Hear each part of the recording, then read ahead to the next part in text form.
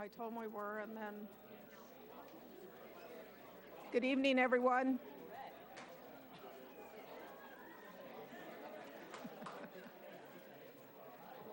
Hello, good evening.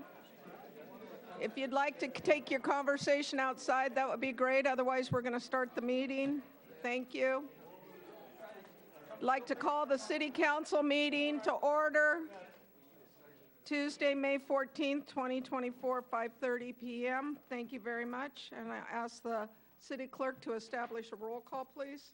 Quorum, thank you. Good evening, Mayor. Thank you. Councilmember Barton has not joined us quite yet. Councilmember Edwards? Here. Councilmember Ford? Here. Mayor Pro Tem Landrum? Here. And Mayor Wixom. Here. And with that, the Pledge of Allegiance. Mr. Caldron, would you lead us tonight?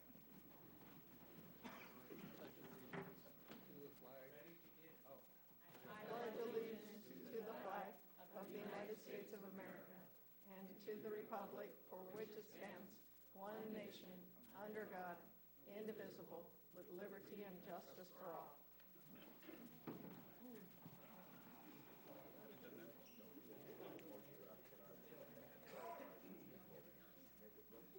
Thank you. We were glad to get the flags moved. It was confusing us.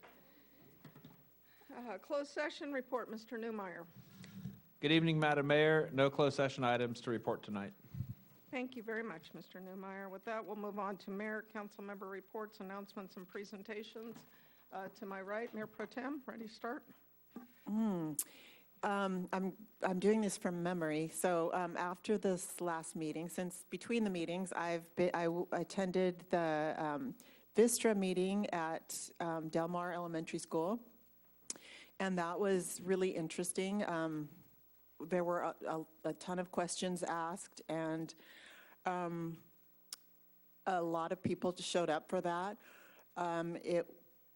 It was.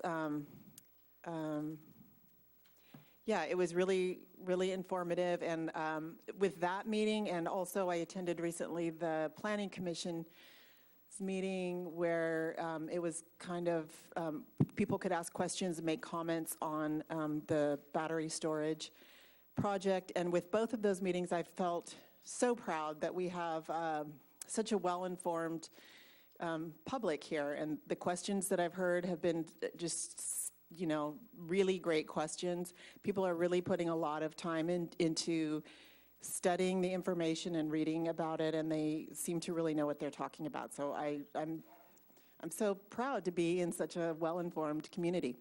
Let's see. I don't have this written down, so that's all I'm reporting for now. Great, thank you. More time for me. I have a list of things that attended this last few weeks since we met last time. Again, the workshop at Vistra hosted at Del Mar on April 24th, along with two meetings. The Planning Commission, not Public Works. Planning Commission had the Vistra General Plan workshop, master plan workshop on May 8th, and May 7th they had a scheduled meeting in which they took comment for the draft DIR.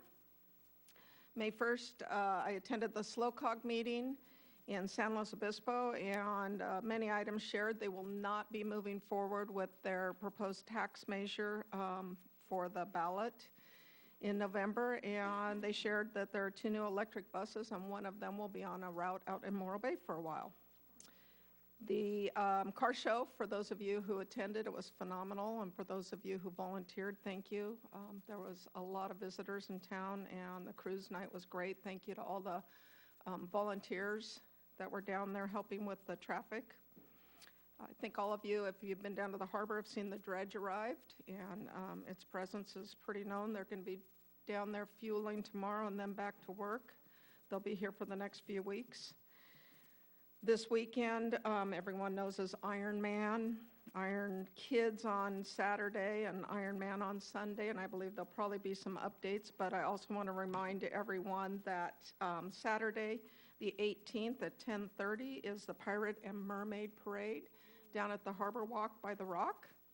And also May 16th, this Thursday, if you're interested, and there are still openings, the Water Reclamation Facility is still providing tours. There's a schedule posted on the city website, so those of you who haven't gone out, I would encourage you to go take a look at that. Also attended the Shop, Sip, and Stroll the Chamber did. It was great. There was a couple hundred people there. And the Kite Festival, what a windy weekend it was. So a lot going on the last few weeks and a lot coming up the next few weeks. So with that, I will pass it on to Councilmember Edwards. Thank you, Mayor. Aside from attending some of those events myself, I wanted to speak to a couple events I attended specifically. One of them is the I Love Morro Bay. That was an event hosted by Morro Bay and Bloom. It was a very well-organized, wonderful community event that was on April 27th. Community members of all ages were in attendance to partake in everything from weeding and tree planting to almost a spontaneous Congo line. I was not good at it. I won't speak for Councilmember Ford, who was behind me. Without these types of events, all kidding aside, we wouldn't have all the renewed greenery and foliage and the beautiful flowers in the landscapes and all of our planter boxes along Morro Bay Boulevard and down Main Street. So I'm very appreciative of all the community effort that I saw that day. And I hope that it's events like this that continue to foster not only members from Morro Bay and Bloom, volunteers in this community, because, you know, we don't have those resources to plant all those flowers and plant all those trees, and without all of you, that, quite frankly, wouldn't be happening. So thank you so much. The other thing was that I attended the REACH Roundtable. I attend 2 of these per year as the liaison to the REACH organization. And I wanted to give just kind of a brief overview of what was discussed there and what I actually mentioned there. The broad discussion focused on achieving a 5-year goal of increasing and making strides in economic development and economic prosperity, including 15,000 good paying, or what we call high-end jobs by 2030. There's a talk of doubling down on land planning and strategic housing, bridging local talent with desired industries, and keeping our kids here by creating real career paths and corresponding educational programming to support it. While we were in breakout groups, I did want you to know that I expressed to the group of regional leaders that Morro Bay is a community rich with support industry. Talent like plumbers and electricians, contractors, teachers, EMTs, leisure and hospitality workers alike. These are the industries that are the backbone of support for the industries of the future, those which REACH's mission and work is centered on. I expressed agreement that there's a need to build upon our relationship not only with Cal Poly, but with Cuesta, with the certification and programs that are geared toward the support careers that we have, the talent in our community. There was an overall consensus also there that at the county level that we've got to do more planning, dust off some documents and sift through them and put all the planning and the programs into action. There's definitely a sense of unity with all of that conversation. So I just wanted to give you that feedback and that broad overview.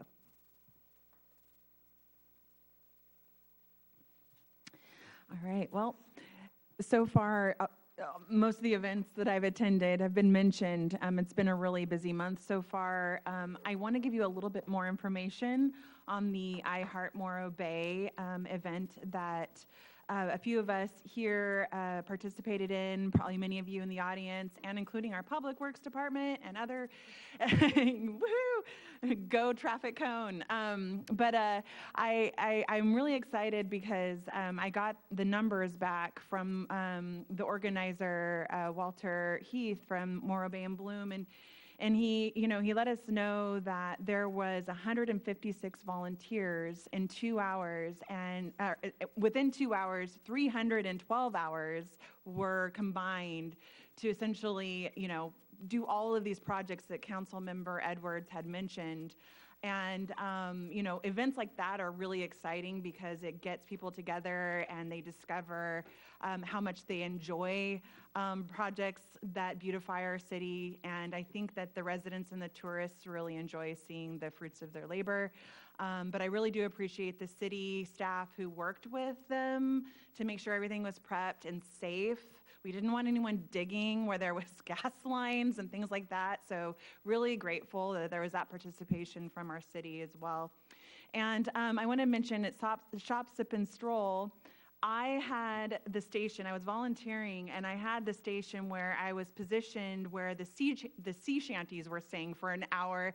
And at first I was like, oh, this is going to be a long hour. And then I went, oh my gosh, this is the most amazing hour ever. And I think I was singing along by the end. It was a really great way to, I really felt like, wow, this is Morro Bay. I'm standing here in the harbor. We've got sea shanties. There's people that are walking around and they're happy.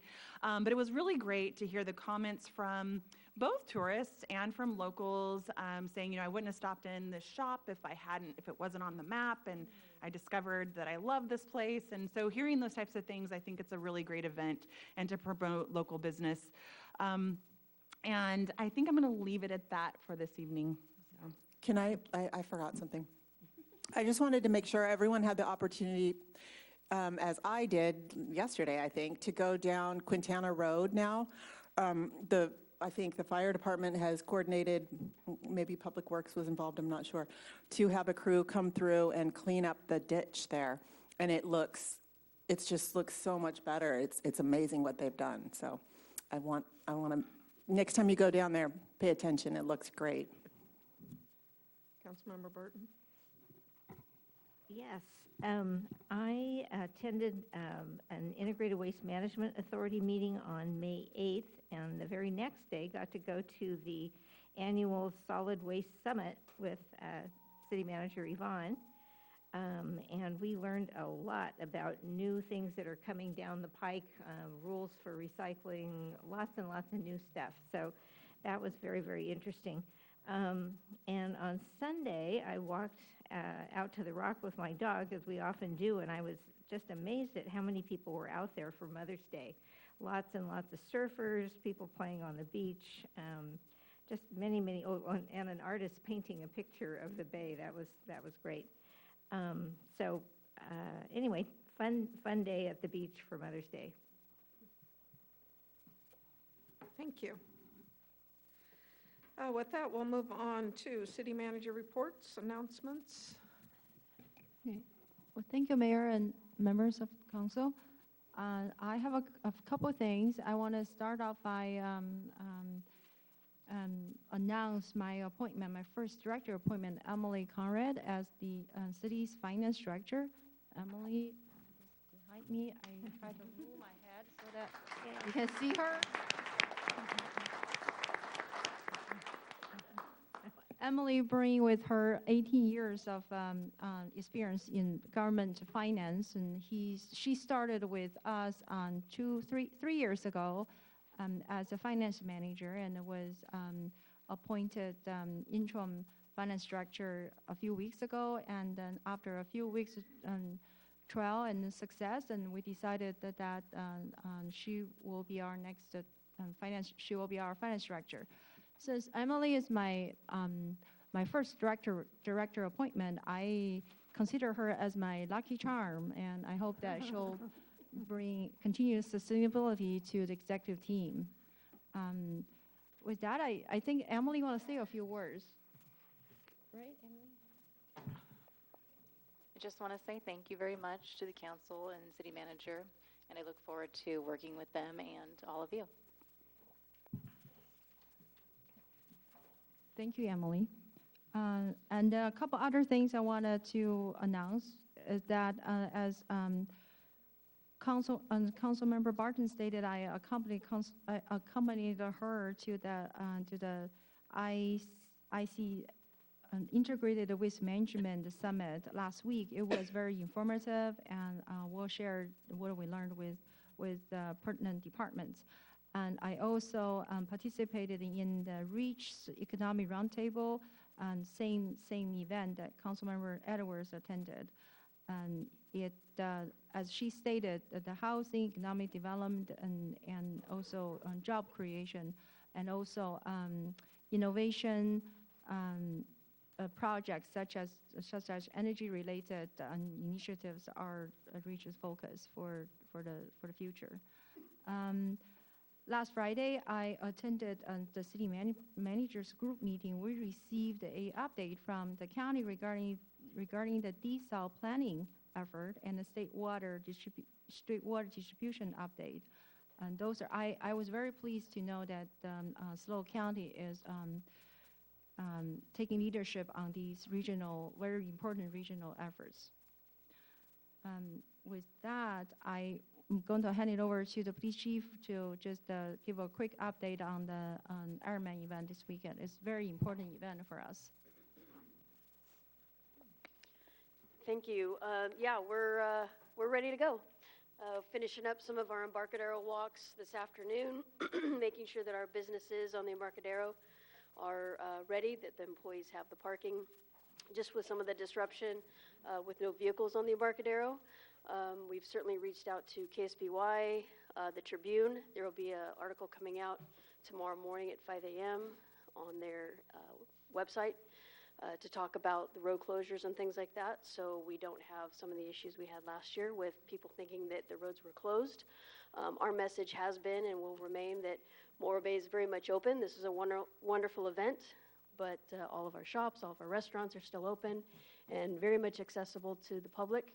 So Ironman is here. If you haven't seen, the expo has been built at Pacific and Embarcadero. And we're starting to see Ironman's footprint. Footprint began yesterday and should be completely cleared from our city by Monday of next week. So lots of conversations and meetings going forward.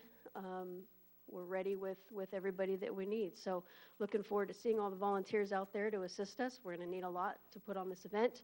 The event is sold out. I don't know if people knew that or not, but it is sold out. So we'll be welcoming a lot of good visitors to Morro Bay, and looking forward to a safe event and a very fun event. So that's all I have. Can I ask a question?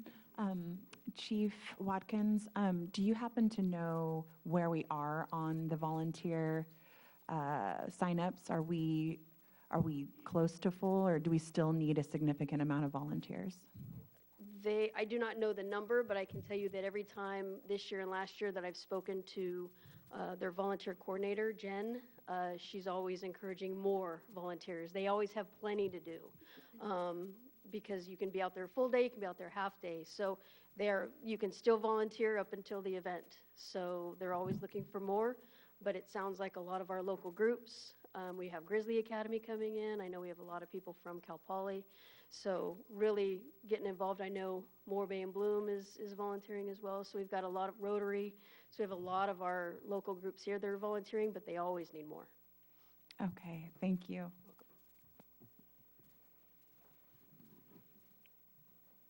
And I'm assuming the dredge will be moved out of the way.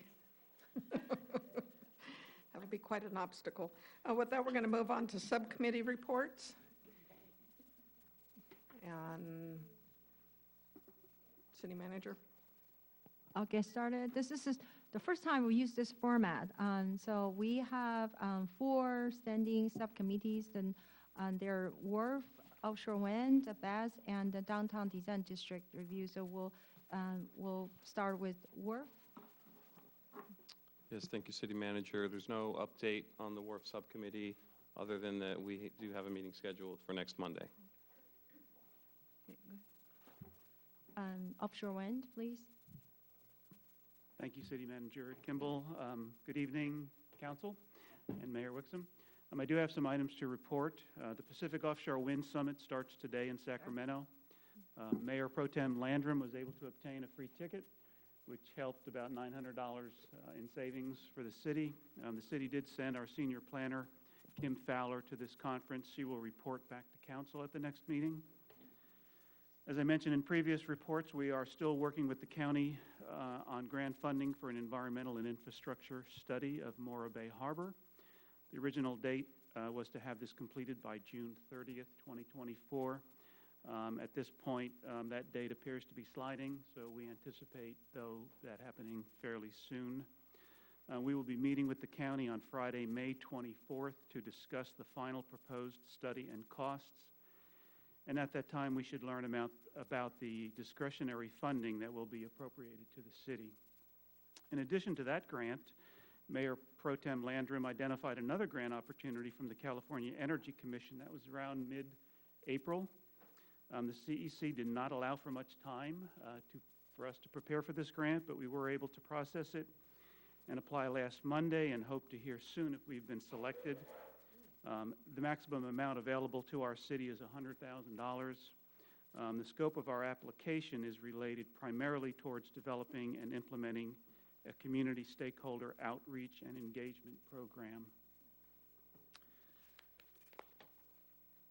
On Thursday of this week, staff and the subcommittee will be meeting with Invenergy to introduce their key people that will be leading their effort in offshore wind development. We have already had similar meetings like this with Equinor and Atlas Wind. And then my final item is to report that staff and the subcommittee will be meeting with representatives from the California Public Utilities Commission next month for a tour of our harbor. Thank you. Okay, next up, the battery project. But before I go on to that, I need to clarify these subcommittee, they are ad hoc committees. I don't want to get into the confusion on that. Okay, now go ahead. All right, thank you, Manager Kimball. Mayor Wixom, members of the council, Michael Codron, Interim Community Development Director, and I am supporting two of our subcommittees, the BESS and the Downtown Design District.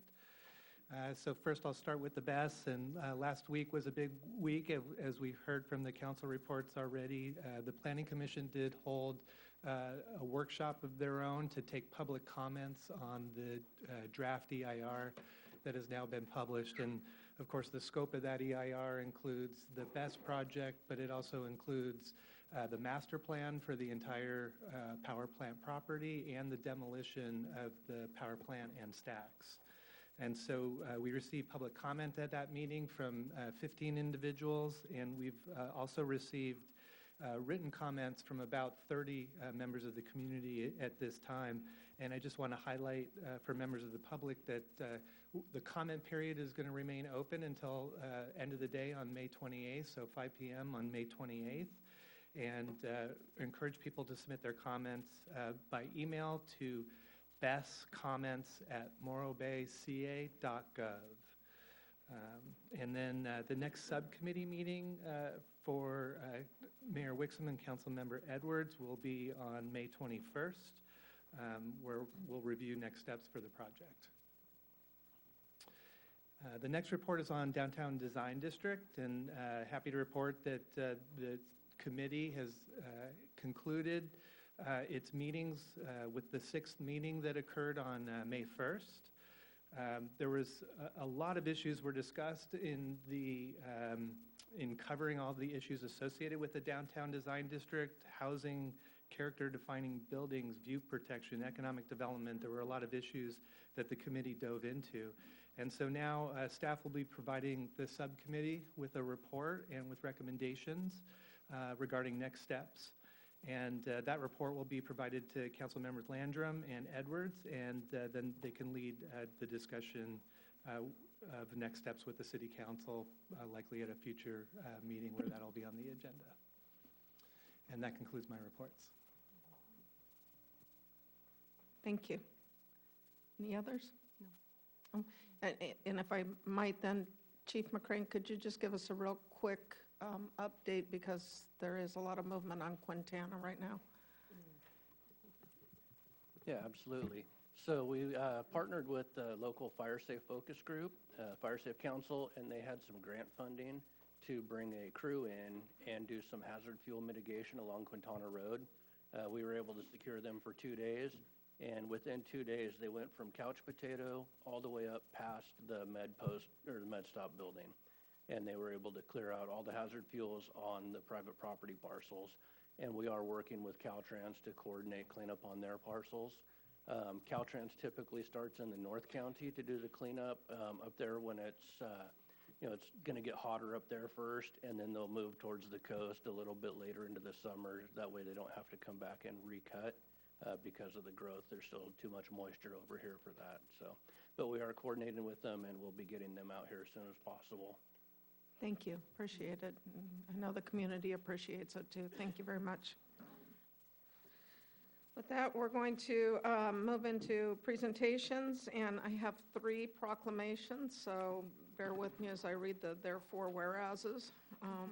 I'm going to start this evening with proclamation of the City Council, the City of Morro Bay declaring the week of May 19th through the 25th as Emergency Medical Services Week, whereas medical emergency services is a vital public service, and whereas the members of emergency medical services teams are ready to provide life-saving care to those who are in need 24 hours a day, 7 days a week.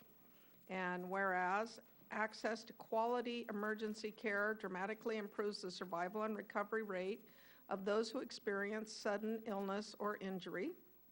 Whereas emergency medical services has grown to fill a gap by providing important out-of-hospital care, including preventative medicine, follow-up care, and access to telemedicine.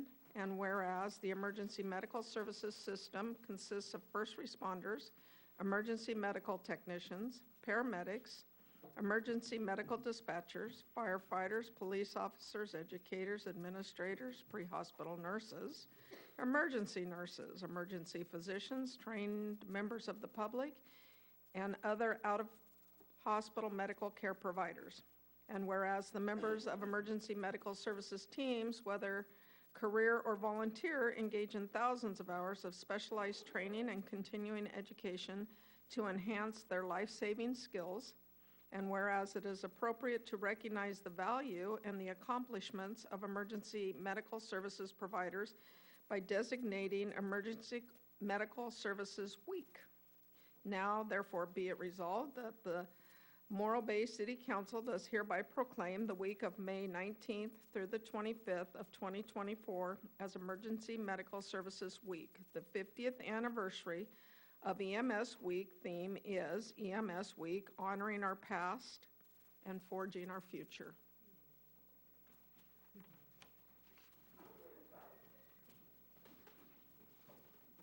Thank you, Mayor, City Council.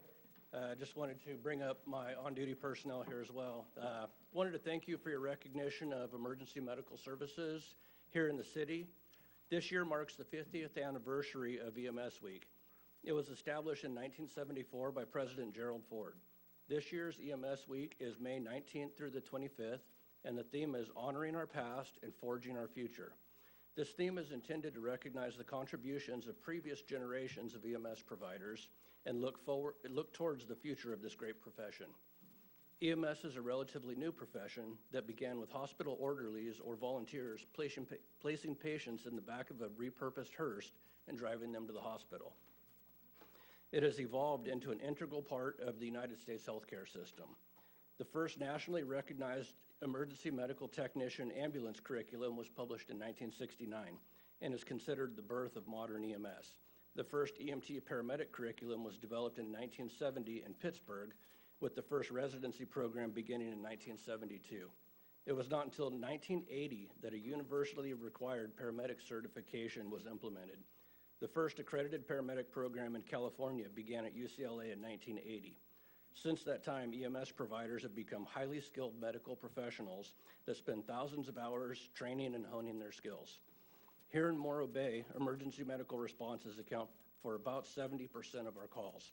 Your fire department has members that have been EMS providers for almost 30 years, members just beginning their EMS careers, and experience levels everywhere in between. Every one of them is dedicated to provide compassionate and highly skilled medical care in every situation using state-of-the-art equipment. I would like to thank my team for their dedication to the service in the community, and I would like to thank the mayor and the council members for taking this opportunity to recognize this critical role in the community health care that they provide. Thank you. Thank you, gentlemen.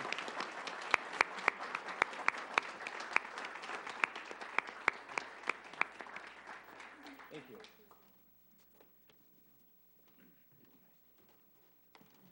Thank you very much, Chief, and thank you, Tracy, back there, too, part of their team.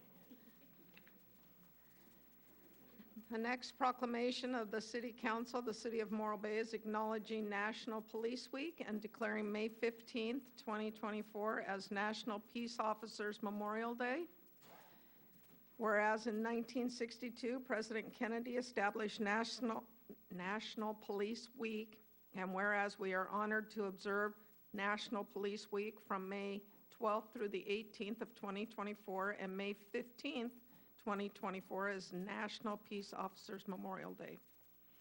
Whereas for generations, brave police officers have answered the call to serve and protect our communities and our nation, often in dangerous and unpredictable circumstances, embodying courage, honor, and pride, and representing the best of the law enforcement profession. Whereas today we recognize and honor the sacrifice of our fallen heroes, peace officers in California and nationally, who bravely and unselfishly gave their lives in the line of duty in the protection and service of others.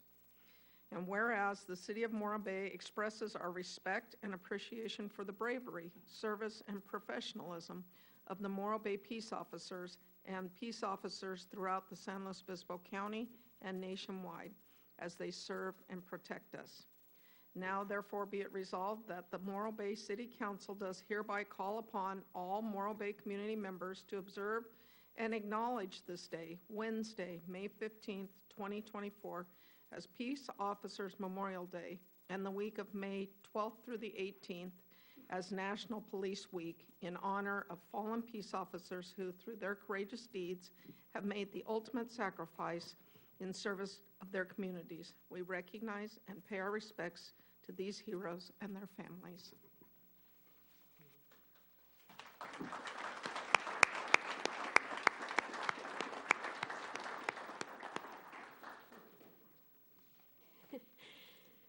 Thank you, Mayor and Council, for acknowledging not only Police Week, but also our Peace Officer Memorial Day, which is tomorrow, nationally recognized, and certainly we will be in Arroyo Grande on Thursday to recognize it ourselves. You know, it's funny because you can have these officers run into gunfire, come up against people twice our size, but to have Sergeant Taylor walk up here and stand in front of you all, it's a scary thing, but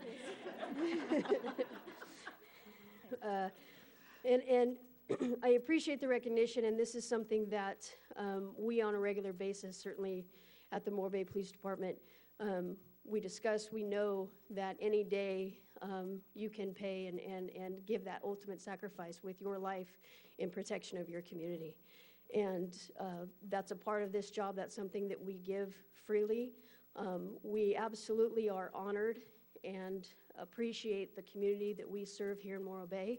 The amount of support, love, and acknowledgement that we receive on a daily basis is truly what keeps these officers here in this community and provides them the dedication and desire to continue to serve in this profession. We are very lucky. There are not a lot of communities out there like Morro Bay that truly give us that acknowledgement every single day. And we feel it, and we appreciate it, and we thank you for it. In this day, in this time, in this moment, I am absolutely honored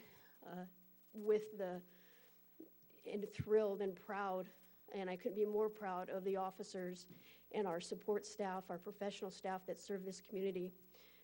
We take a lot of time to put this team together. They are absolutely some of the greatest individuals you will ever meet, through and through, wholeheartedly, and they love this community.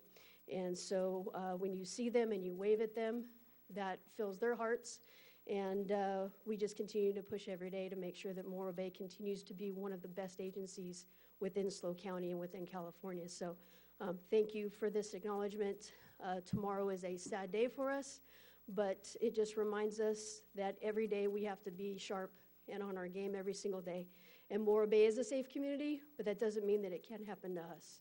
So we will always be ready for that, to protect our communities and to protect each other. So thank you very much. Thank you.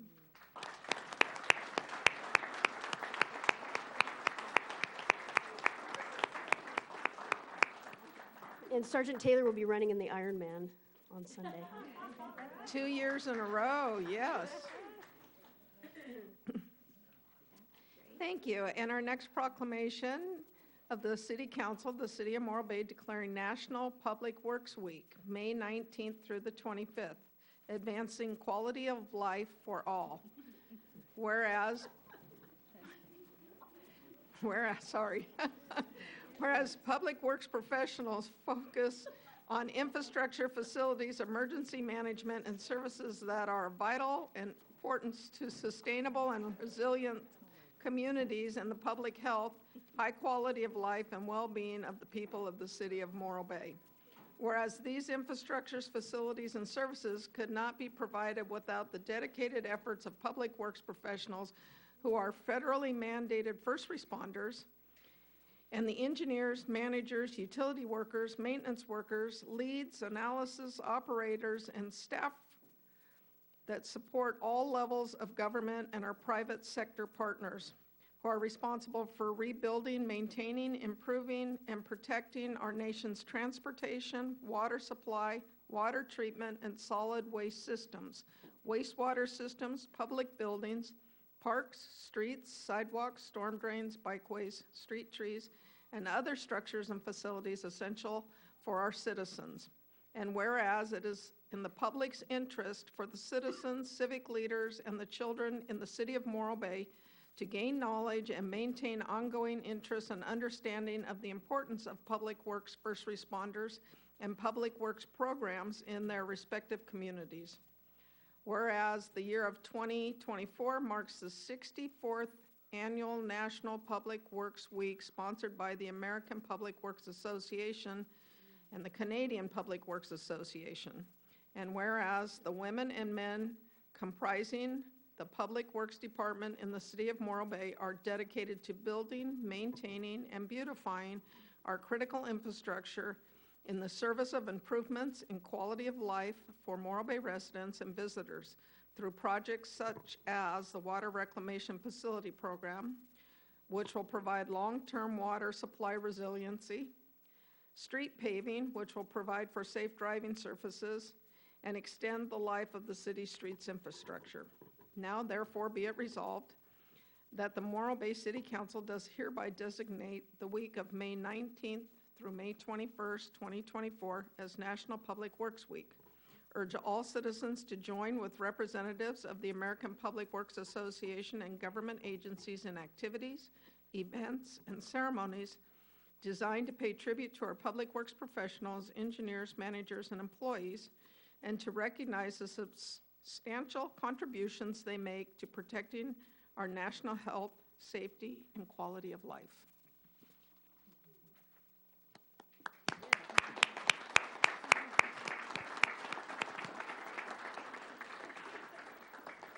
Thank you, Mayor Wixom and members of the council. I'm very proud to stand next to the men, women, and traffic cones that really keep this city together. You know, it's often said that in public works, you don't really notice what we do until something goes wrong. You don't notice all the work that goes into maintaining our water system unless the water's out, or you don't realize all the work that goes into maintaining the parks until a tree goes down and rips down a fence in the dog park and you can't use the dog park. And so we are sometimes unseen. But that said, you know, we are extremely dedicated. Everyone next to me, especially the ones next to me who came out today, I think we got about half the department here, is just excited to work here in Morro Bay for the city council, for the city manager, and as a team. Again, I cannot say enough about the folks around me today. They really inspire me, and they keep me motivated. So, you know, again, appreciate the recognition. Thank you.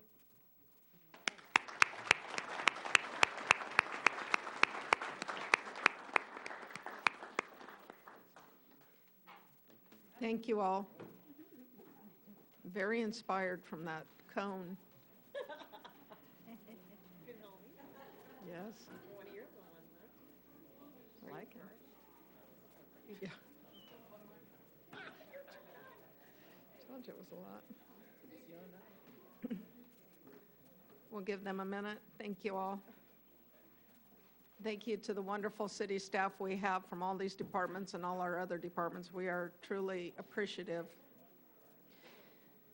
With that, we're going to move to public comment. I do have some speaker slips I'll start with, and I'm going to start with Felix Gonzalez, who is here for foster care.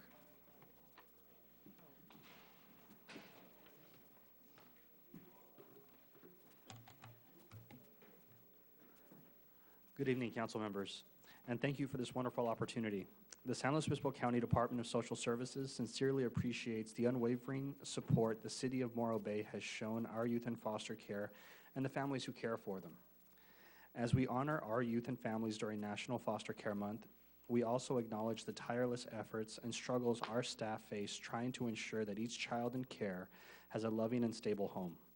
Our county continues to face a significant deficit of homes, which puts our youth at risk of placement instability. In an effort to increase the number of resource homes for our youth, we are launching a new recruitment campaign called the 75-25 Initiative. Our goal is to develop 75 resource family homes by the end of 2025. As part of the initiative, we are specifically targeting the recruitment of 25 homes for teens, 25 homes for youth ages 6 to 12, and 15 homes for youth ages 0 to 5, 7 emergency foster care homes, and 3 new shelter homes. If we are successful in achieving our goal, we will have significantly improved our agency's ability to match a youth to an ideal resource family, which will significantly increase placement stability, provide respite for existing resource families, and ensure social workers and staff have the resources necessary to provide optimal services for those in our county's care. We ask that this council stand with us in a mutual effort to raise awareness of this initiative so that we may reach our goal and create meaningful change in our county's child welfare system. We encourage you to contact us to register for an informational session where you can ask questions, dispel myths, and learn about the process of becoming a resource home. In closing, we would like to share with you a brief video from our latest Recruitment Perspectives video series, which can also be found on our website, slowfostercare.com, our Facebook and YouTube pages. Thank you.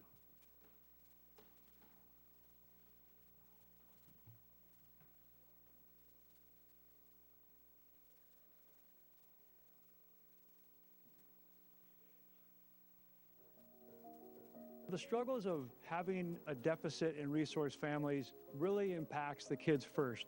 Resource homes are essentially the backbone of the foster care system. With foster care in our county, we really need parents who are willing to open their home to our kids. These are children who go to school with your children, children who are your neighbors, children who are, probably playing soccer with your kid on their team, and they don't have anywhere to go. We're all just scared and confused, and we kind of can react in bad ways for sure, but I think it comes down to we're children and we just don't know how to act, and we need those people to teach us, and I think resource families can be those people for us. Seeing the light and life that comes into these kids' faces when you just do the simplest things with them. There's so many kids who are just going through bad situations or just they're not being taken care of, and these kids need help. These kids need someone that cares about them and really trusts them. There's always something that you can give to these kids that they don't have, and being able to give them that is very rewarding. There's a lot of support for resource parents in this county especially. No obstacle is too big to becoming a resource parent. They're needed, more resource families to help change kids' lives. There's so many kids that need them, that need their help, and it's one of the most rewarding things that you could possibly do, is change the life of a child.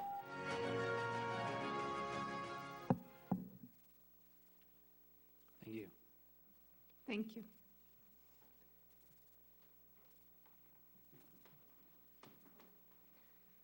I have 2 speaker slips, Rachel Wilson and Jean Marie Colby.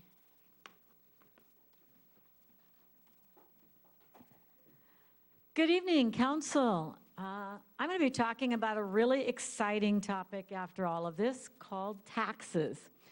And basically, it is the sales tax that the best property might pay or might not pay.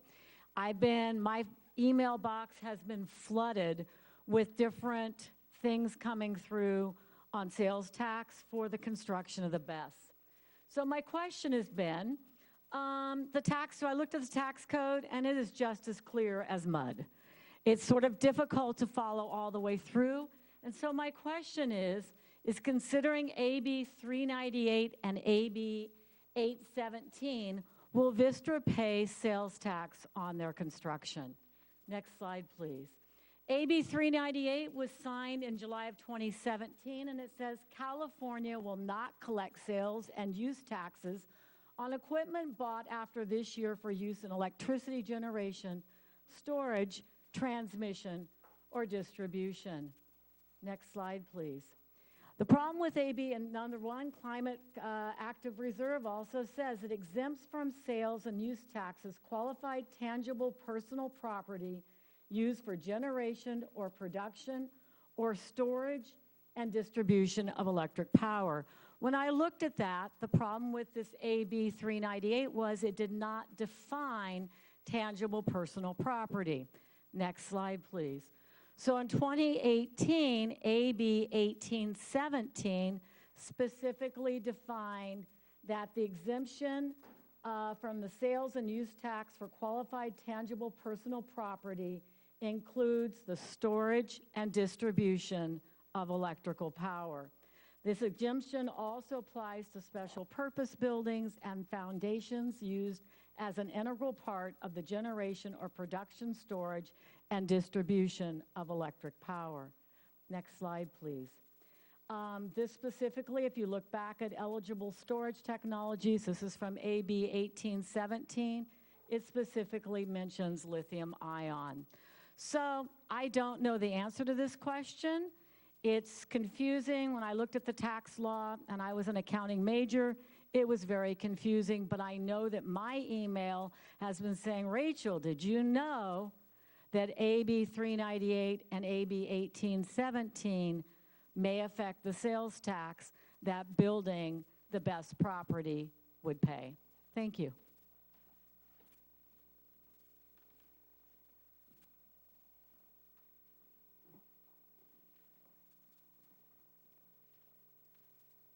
Good evening, Mayor and City Council. It's always so hard to follow Rachel.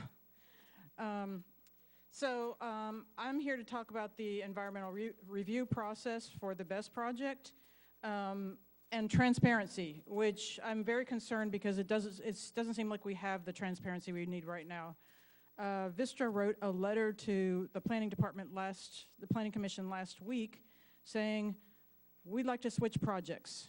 This is not just a different configuration. They're talking about a different alternative that's 174 containers, and they need to start over. It's a significantly different project, and whatever they're doing lacks transparency. We've not been notified. Most people here don't know that they're seriously thinking about or they're deciding to change to a new project. And the EIR process is about transparency. The public needs to be involved. The agencies that will be issuing permits and making decisions and reviewing this need to be involved. But it looks like it's happening through the back door. And I would ask the City Council to halt the EIR process and agendize this issue to take appropriate action. And I want to talk for a second about why this is so important. The two projects are vastly different, and the containers, that seems to be the way things are going now with BESS projects. They're extremely dangerous as well, and there's a fire that happened just a couple weeks ago in Germany, and a couple of firefighters were injured. We don't want this for our firefighters, and we don't want it for our public. We don't want it for our visitors, our residents, or our wildlife.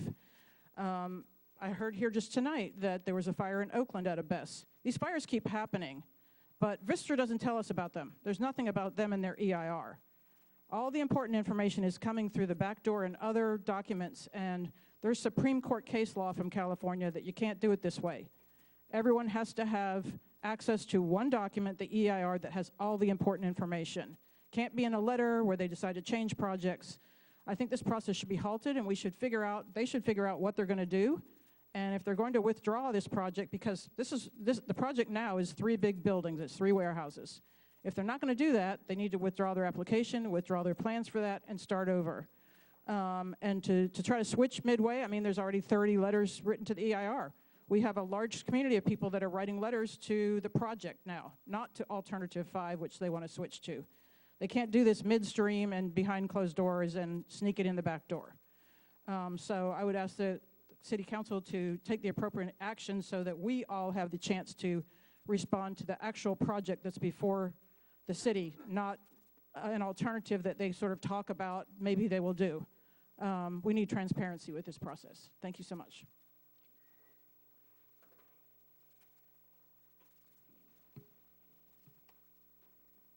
Good evening, Mayor and Council. Barry Brannon, Morro Bay citizen.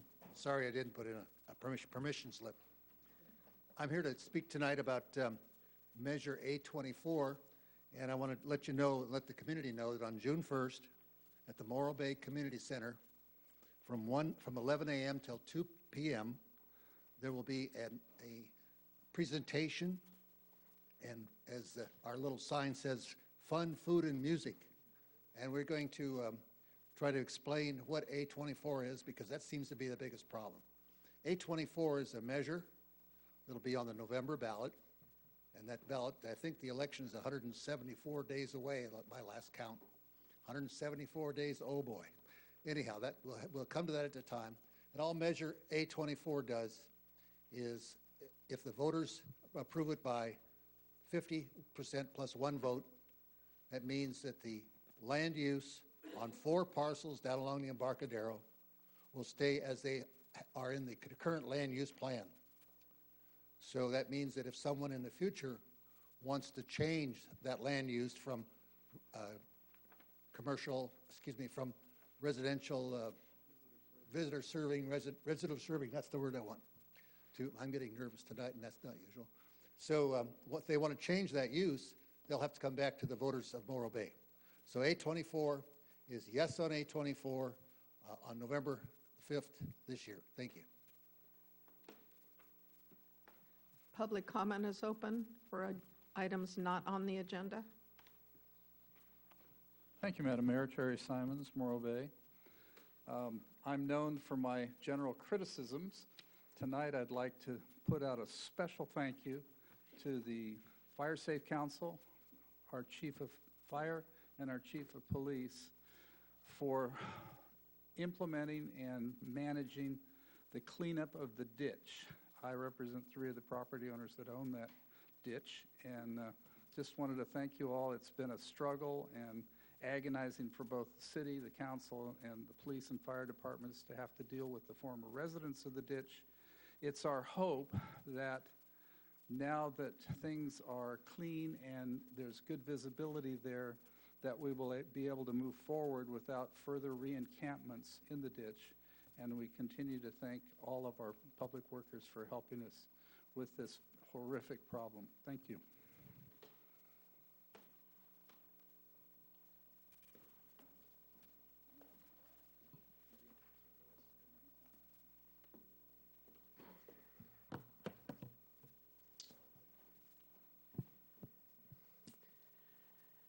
I have an incredibly low opinion of anybody that uses the term peace officer.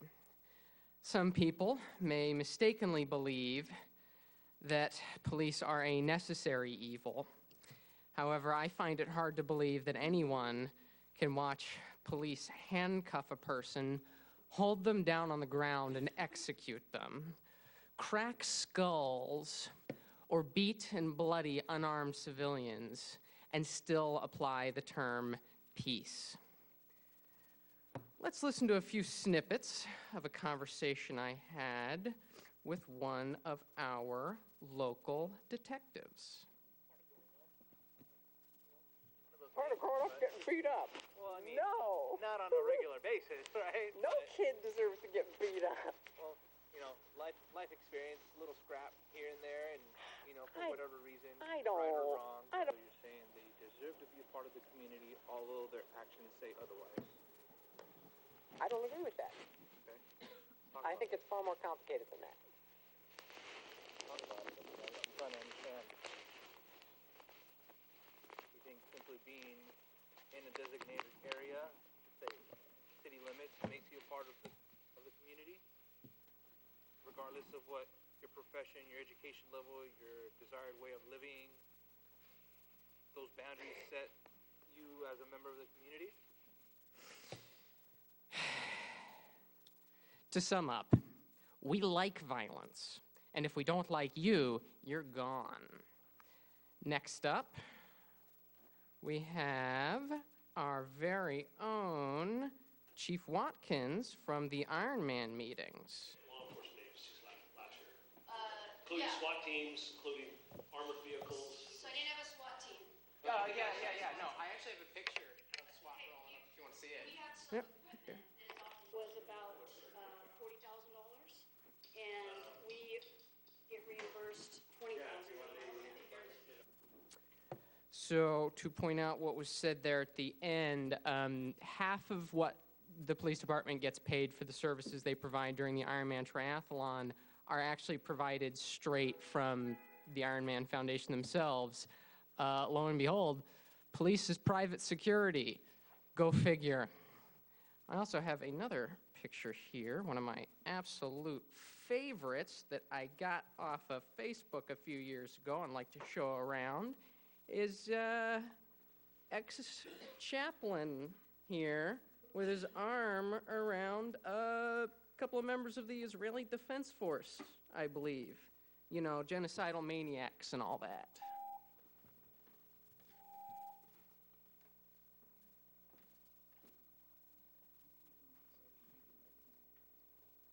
Anyone else for thank you. Good evening. My name's Betty Winholtz. I would like an update on our campaign sign ordinance.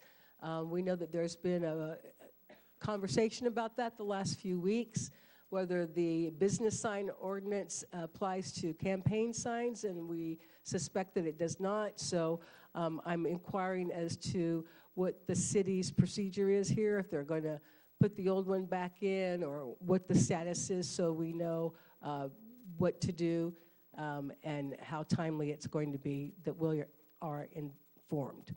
Thank you.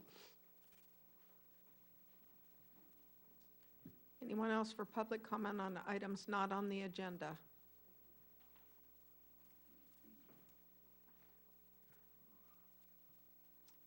Hello, City Council. Hello, City Council.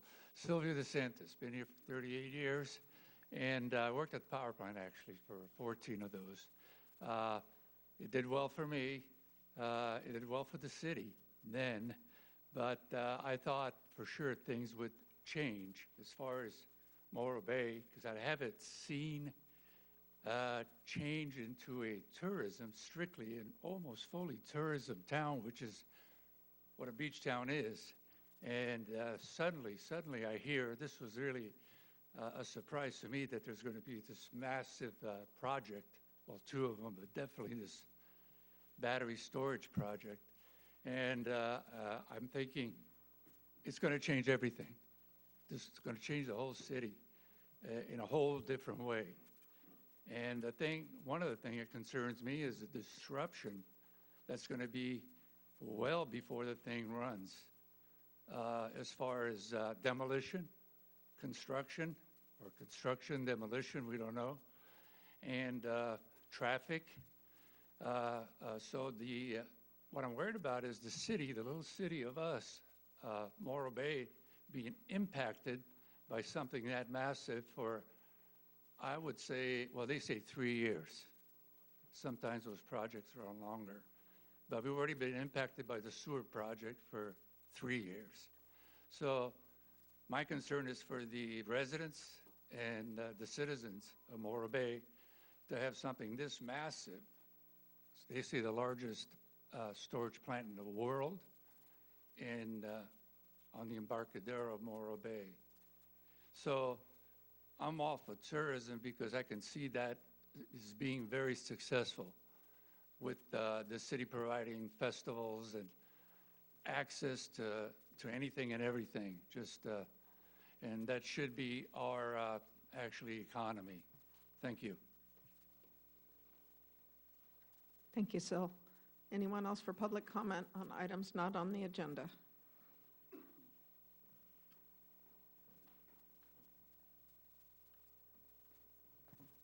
Good evening, council and staff. I'm Natalia Mersoyan, and I wanted to mention again, lest people forget, that the city residents largely were very unhappy with our previous city council, primarily by some of the midnight deals they seem to arrange without public input, and that had a huge impact on our last election. It's why two of our city council members, including the mayor, won their seats by a landslide. And I hope you consider that and consider the fact that you still have voters out here watching you, and there are still 3 members of the city council that seem to vote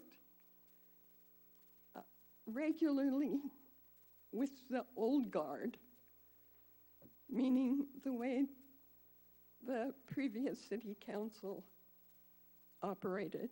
So I hope there is cognizance of that, and you may not want to continue voting the way that you always did. Thank you.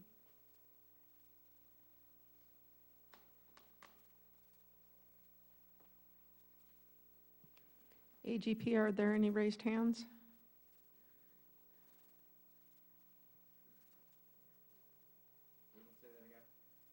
We have 2 raised hands in the queue. Just one moment. Our first person with the raised hand is Steve Ray. Steve Ray, you're allowed to talk now. Hello, can you hear me? Yes. Okay, thank you. Good evening, Madam Mayor, council members, staff, and members of the public who are watching. Sorry I can't be with you in person tonight. I'm out of town, so calling in on Zoom here is the best alternative I have. I wanted to talk to you about what has already been discussed by one speaker tonight, Jean Marie Colby, and that is this new letter that has been received by the city from Vistra Corporation.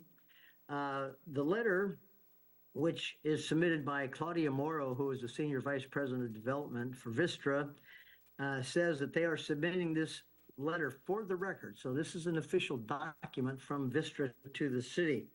After a bunch of self-congratulatory information on here, Vistra confirms that they have proposed the battery energy storage system, the best project, to the city in three separate buildings and other appurtenances.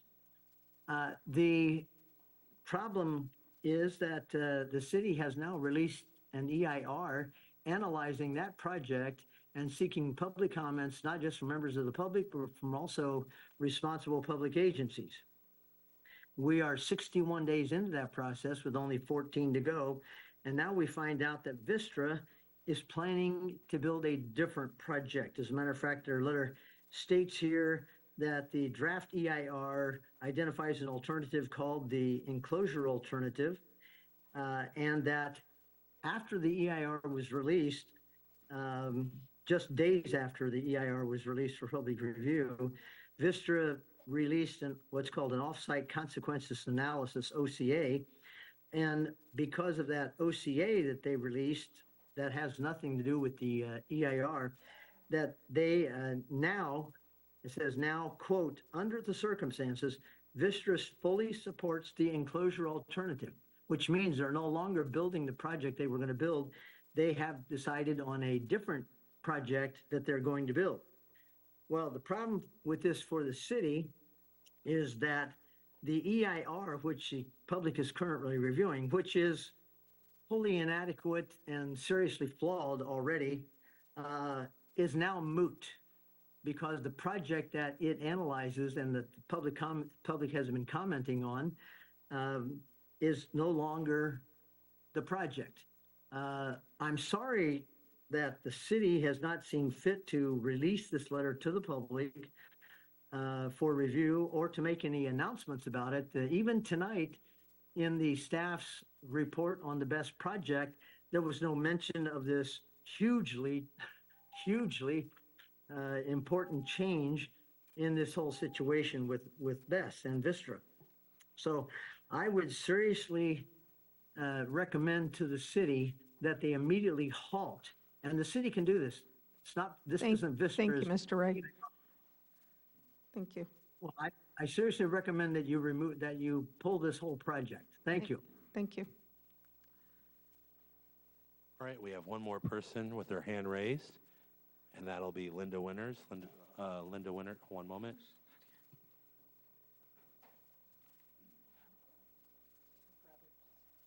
All right, Linda, you should be allowed to speak now. Thank you. My name is Linda Winters, a 30-year resident in the same mobile home park right here on Main Street, and I am keeping my record intact as far as attendance to city council meetings, even though it's via Zoom. I want to thank profusely the 3 departments that were honored today. Number one, the EMTs. One of our residents here in the mobile home park on April 24th was taken to Sierra Vista and put in the ICU. I'm pleased to announce that as of today, when I went in to visit him, he is now improving profusely. And I can't tell you how happy it makes all of us, because he wasn't given a really good prognosis when he went in there. So thank you, EMTs, for your wonderful work. Secondly, to the police department, you know you always have my heart, because you've saved me many, many times in many, many situations, and I won't go into detail on that. And thirdly, Public Works.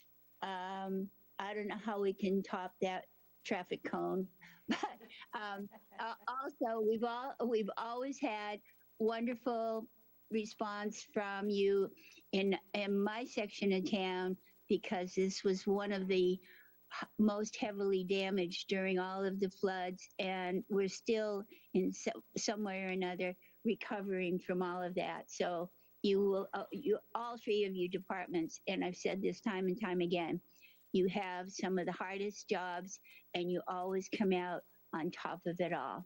Thank you very much.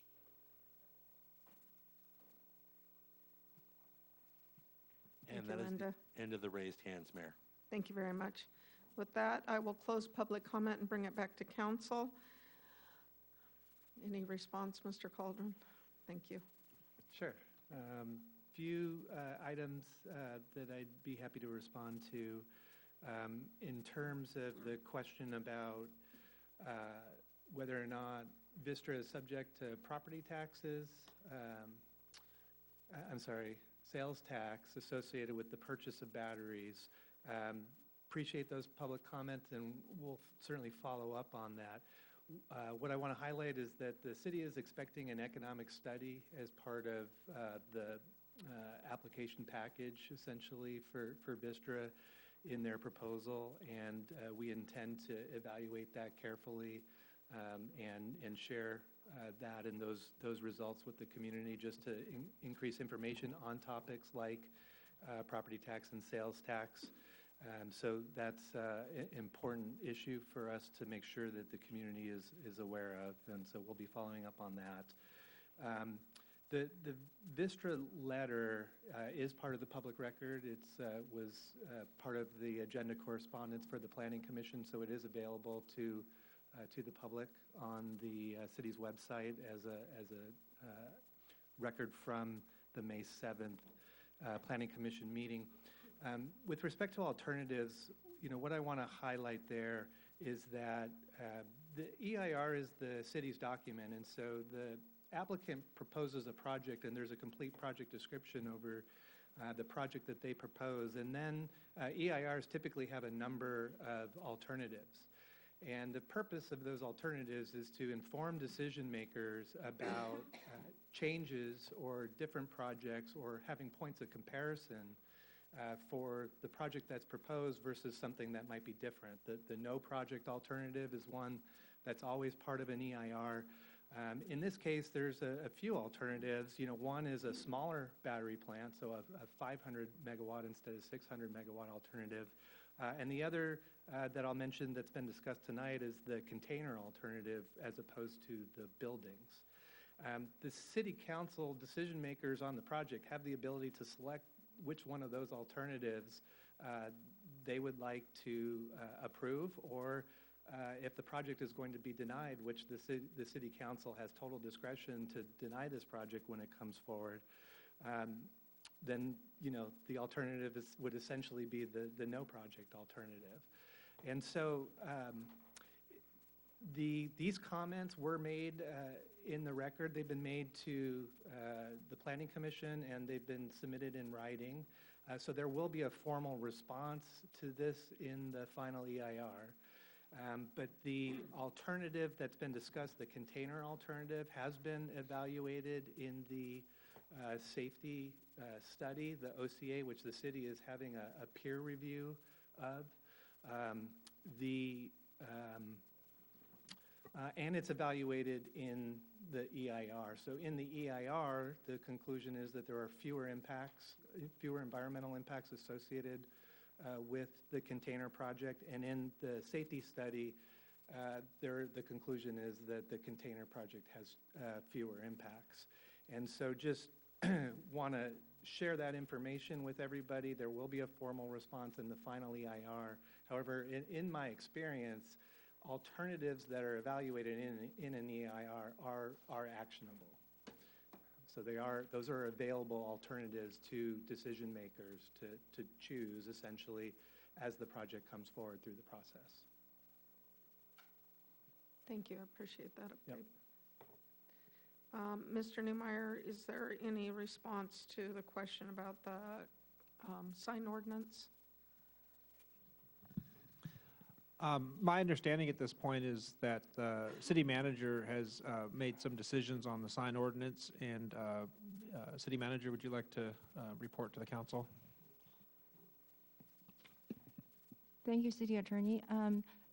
Currently, the municipal code just provides for 30-day standards for all temporary signs. An election sign is a form of temporary signs, but it's not the only type of temporary signs. Potentially, there are some uncertainties in this 30-day regulation at this point. Staff really needs to look into that and clarify if this is appropriate. So in the meantime, staff is unable to enforce the 30-day regulation. However, this does not apply to the signs being placed on the public right-of-way. They are not allowed to be placed in the public right-of-way, regardless what kind of signs. And then we will enforce. Staff will reinforce those signs, enforce the rules that no signs are allowed in public right-of-way. I hope that clarifies some of the confusions. Thank you. We'll move on to the consent agenda. And before we open public comment, I will let the public know that we're pulling two items, 7A and 7I. We need to renotice both of those, and we will bring them back later. Mayor, I believe it's 7C. Oh, excuse me. And 7I. 7C. It Yes, is. thank you. 7C. Thank you. Don't need to pull the minutes. 7C and 7I. We're pulling those two items. With that, I will open public comment on the consent.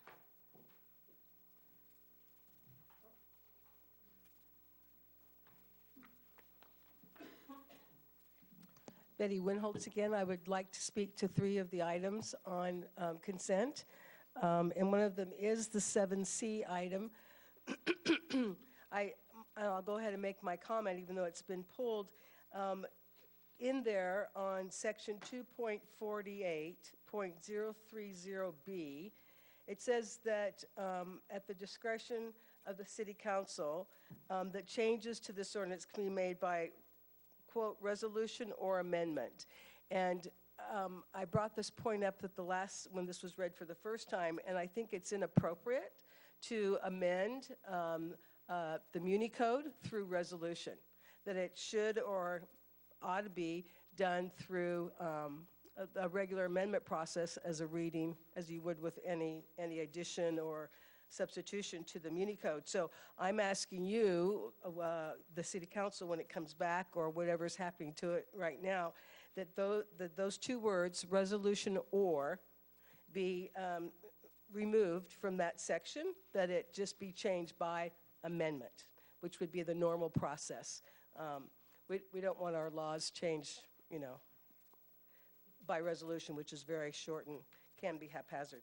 Moving on to 7E, which is about the assessment for the revetment and seawalls. I'm wanting to know how this impacts leaseholders, because it was my impression that they're responsible for their revetment under their buildings. So is this being done for them? Are they participating in the process, like helping to pay for it? Or what's the relationship here between the leaseholders and this assessment? And how it fits into their contracts. And maybe my information's old, so it's no longer applicable, but I'd like that clarified. And then the last item I'd like to speak to is 7G, which is the Morro Bay 60th anniversary celebration. And as a member of the Recreation and Parks Commission, just saying that we're excited to participate and make this happen. And our meeting is this Thursday at 5:30 in this room. So if anybody wants to come and talk about that, that would be very cool. Thank you.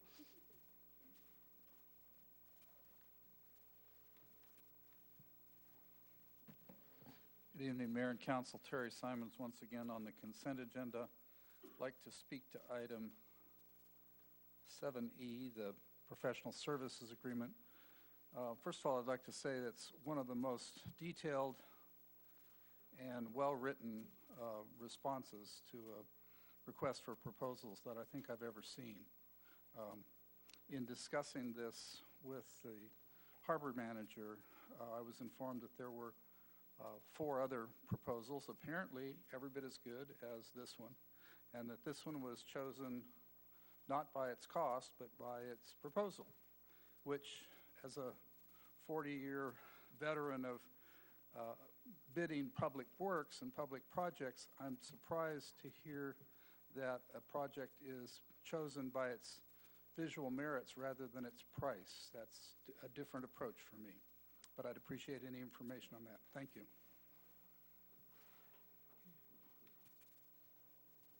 Anyone else for public comment on items on the consent agenda?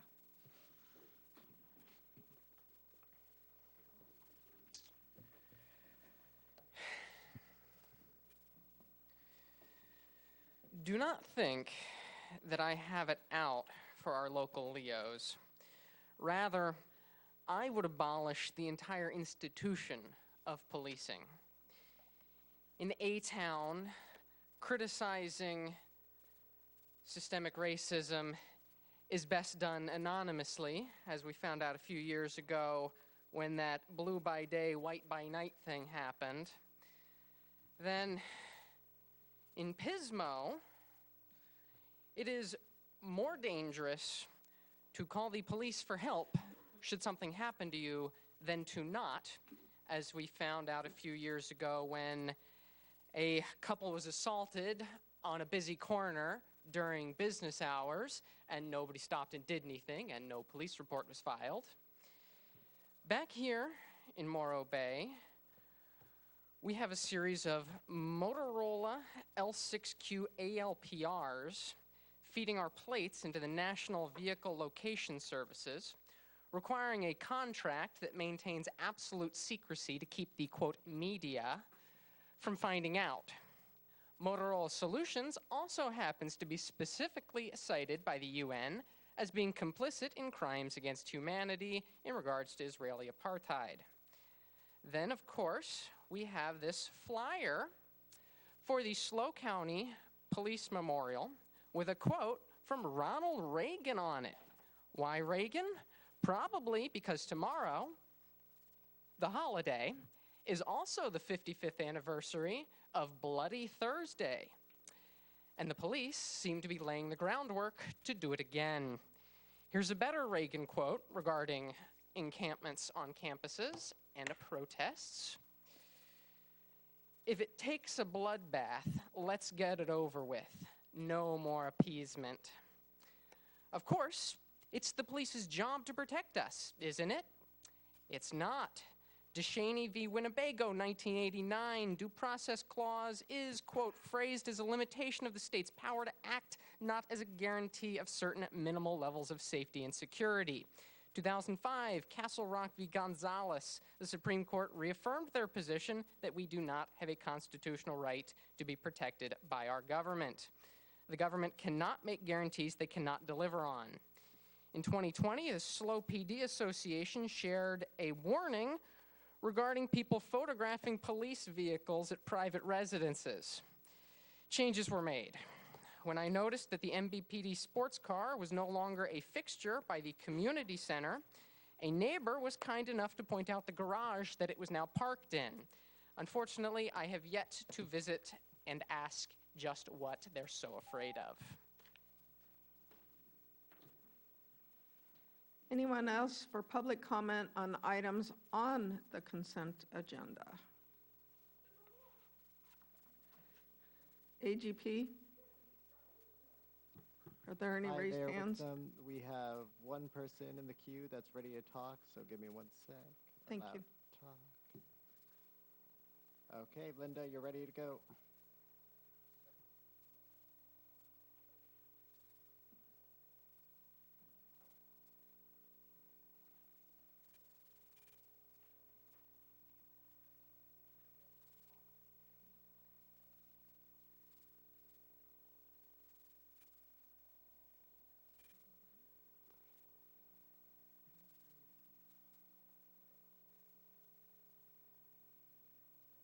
Is there still a raised hand?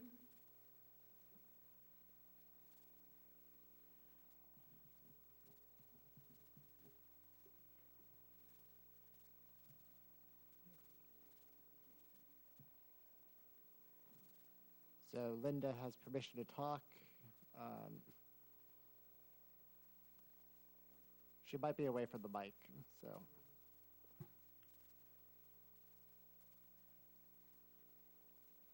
They gone? Here? Gone?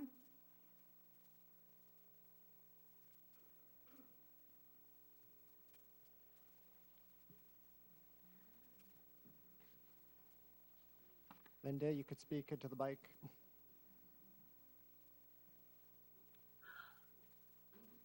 Hi, I think that might be me. It's Linda Winters again, and I just forgot to lower my hand. I'm terribly sorry. Thank you. Thank you. With that, I'll close the consent agenda and bring it back to council. Does anyone want to pull any items? I would like to pull 7C and what was the other one that was mentioned? I wanted to ask the city. 7C is pulled. It's not there. It's already been pulled. Oh, it has? 7C was pulled. Okay. And 7I was pulled. Oh, you're right. I wanted to pull 7E. And what was the one about the resolution? That was it? Okay. Anyone else? I'll ask for a motion to approve the other items. Go ahead. Councilmember Ford, you look ready. Councilmember Landrum, you pulled 7. E. E. E, okay. All right. I move that we approve consent agenda items 7A, 7B, 7D, 7F, 7G, 7H. Perfect. And I'll second that. All in favor? Aye. Opposed? Motion carries. Item 7E, Pro Tem. Yes, I'm trying to find my email, but I just wanted, if I could have you clarify, Mr. Qualick, that the work being done on that, the seawalls and revetments, that is not work that is in any of, it's not part of the master lease holder's responsibility. You've checked that with the Harbor Department and... Yes, thank you for the question, Councilmember Landrum, and we double-checked this morning that almost exclusively the assessment will be done on the city side of the revetment. Most of it is being done around the Rock parking lot and then down towards the Coleman area. And then there's like in between lease sites, there's small sections, sometimes where the roads go down and there's like a public parking lot. And so we're doing those sections. There is one exception where we are looking at a revetment or a seawall on a lease site. And in that one exception, it is because that lease agreement does not include the responsibility of seawall and the revetment maintenance on that leaseholder. But all the other ones, to our knowledge, do, and so we're not touching those. Okay, thank you. And then I just, I think it would be good to follow up with the other question that I asked, which is about when we were in DC, my understanding was that the projects that were built by the Army Corps of Engineers or the Navy were their responsibility, and I just wanted to be careful that we weren't stepping on anyone's toes or doing work for, out of, I know why we would do it, but I mean, I would not want it to be for nothing. So just wanted to make sure that we weren't doing anything like that. Yes, I appreciate that feedback, Councilmember Landrum, and I did review the letter that the city sent to the Army Corps of Engineers, because they were the ones, as you say, that built those seawalls and revetments. And we took a look at that letter in terms of what the grant opportunities were to receive funding from the Army Corps of Engineers for rebuilding these facilities as needed. And there is a percent share that the city would take on. And there's also some planning work that potentially the Army Corps of Engineers would cover. And so we are diligently working on putting together a meeting with the Army Corps of Engineers to ensure that there's no overlap between what we're looking at and what they would be looking at as part of their project. And if there is, and that will certainly have us change course on that. But I would just want to say that, regardless of their work, it's very likely, in my opinion, that there's value to this assessment, even if there is some overlap, because in my experience, the Army Corps of Engineers, just from a past city that I worked at, I mean, they can take many years to see a project through, and there is a lot of work to be done to try to fill funding gaps when it comes to the repair of these revetments and seawalls. And to fill those funding gaps, we're going to need to advocate during our lobbying trips to DC, but also in the form of grant applications. And we believe, and I spoke with the city manager about this, we believe that we'd be very well equipped to do that if we have this formal assessment in hand. But that is certainly a box that we want to check before we get started to ensure that there's no overlap. Yeah, because the projects, I mean, they were built so long ago that it's clear that they need to be redone, and I don't think anyone would argue that. That's just my question is, also, we're not doing it just to do, I mean, it seems pretty obvious that they need to be done, and if they're paying for it, why would, I just wonder why we would need to have it assessed. Thank you for the question, Councilmember Landrum. So according to the information we have right now, I believe the Army Corps would pay for 25% of the repair, which would leave 75% of that to the city. We have conflicting historical letters that we've found from the 1980s where, on the one hand, the Army Corps has said that they would maintain these facilities, and then we have another letter from the 80s that says that the Army Corps will not maintain these facilities. I spoke with the former harbor director who did some work into this, Eric Endersby, and he told me that the Army Corps said they would only maintain the jetties, but not the seawalls and the revetments. And so it is likely the case, based on the information we have now, that the city, if we do engage in repairing the sections that are not on the leaseholder sites that are required to maintain their seawalls and levees, if we do engage in that project, it will not only be a significant financial burden on the city, but it's probably going to be a large number, because these sorts of repairs are not cheap. There's not a lot of contractors that do it. It has to be done right. And so, we see this assessment project as sort of a first step. But again, if we have this meeting with the Army Corps of Engineers and determine that there's so much overlap that it doesn't make sense for us to do this, and I guess this is really a question for the City Council. We could potentially take it back to the City Council and say, hey, we learned this new information. What do you think? So I would leave that up to the council to deliberate on. All right, thank you. It's frustrating because when I was back there, they said they had tons of money, but they're not able to release it. And yeah. Do you remember what they said the percentage was? I have it written down somewhere, but it was more than they paid more than 25%. Yeah, yeah. Thank you, Mr. Kwolek. Yeah, I was just going to add to that you're right, Mayor Pro Tem, that it is more than 25%. We're talking about study. So the one that we're, the 60 or 40%, that's for the repair of construction, but this is a study. Motion? I move that we pass 7E. Second. All in favor? Aye. Aye. Aye. Opposed? Motion carries. And my fault, because I'm sitting here and I see in the back, I see Mr. Carmichael, and I meant to pull 7G because he was here this evening to talk about the 60th anniversary.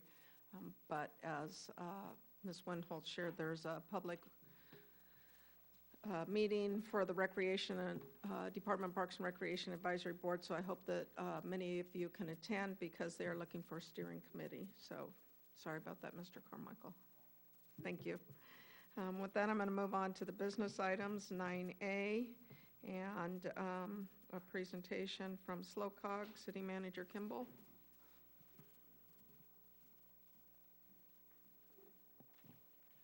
We have a representative from SLOCOG, and Public Works Director is going to introduce. Sure. Thank you, City Manager Kimball. Just a very short introduction. We have Sarah Woolsey from SLOCOG to give a presentation on the Regional Road Safety Action Plan. Yeah, I actually used to work at SLOCOG. I work right across the parking lot now, but I'm here on behalf of SLOCOG. I now work at RIC Engineering. I'm both a grant writing specialist and a public outreach specialist. And tonight I'm here to talk about the Regional Road Safety Action Plan. The plan is being developed right now, and this presentation includes background information on road safety issues, the purpose of the Regional Road Safety Action Plan, and highlights some current efforts and ways the city can help. For reference, I will use the term region quite frequently throughout this presentation, where region refers to both the city and unincorporated areas of San Luis Obispo County. So every year, around 30 people lose their lives in a crash on roads in our region. In addition to those lives lost, around 140 people each year suffer serious injuries resulting from a crash in our region. Road safety is a national, state, and local issue, with loss of lives on our roadways being an ongoing occurrence which is not acceptable. Our goal is to eliminate fatal and serious injury crashes on our roadways by 2050. Data from 2018 to 2022 shows that there were more than 40,000 crashes on roads within the San Luis Obispo region. Of those, 17% were fatal or resulted in severe injury. For Morro Bay City specifically, from 2018 to 2022, there were 70 crashes, 8 of which were either fatal or resulted in severe injury. While it likely is not possible to prevent all crashes from occurring, the focus of our efforts is to prevent the fatal and severe injury crashes from occurring so that our friends, family, and community members make it home safely.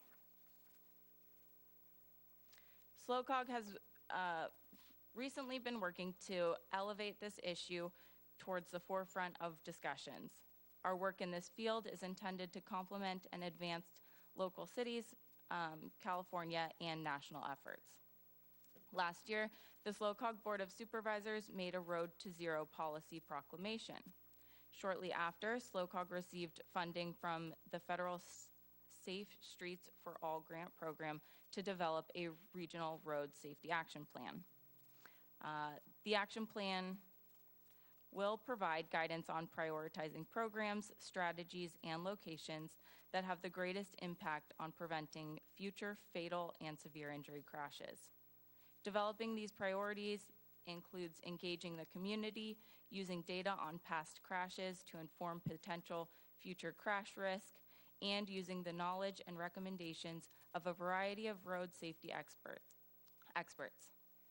In the end, the plan will help with future grant eligibility and funding decision-making to get the most out of the limited dollars available.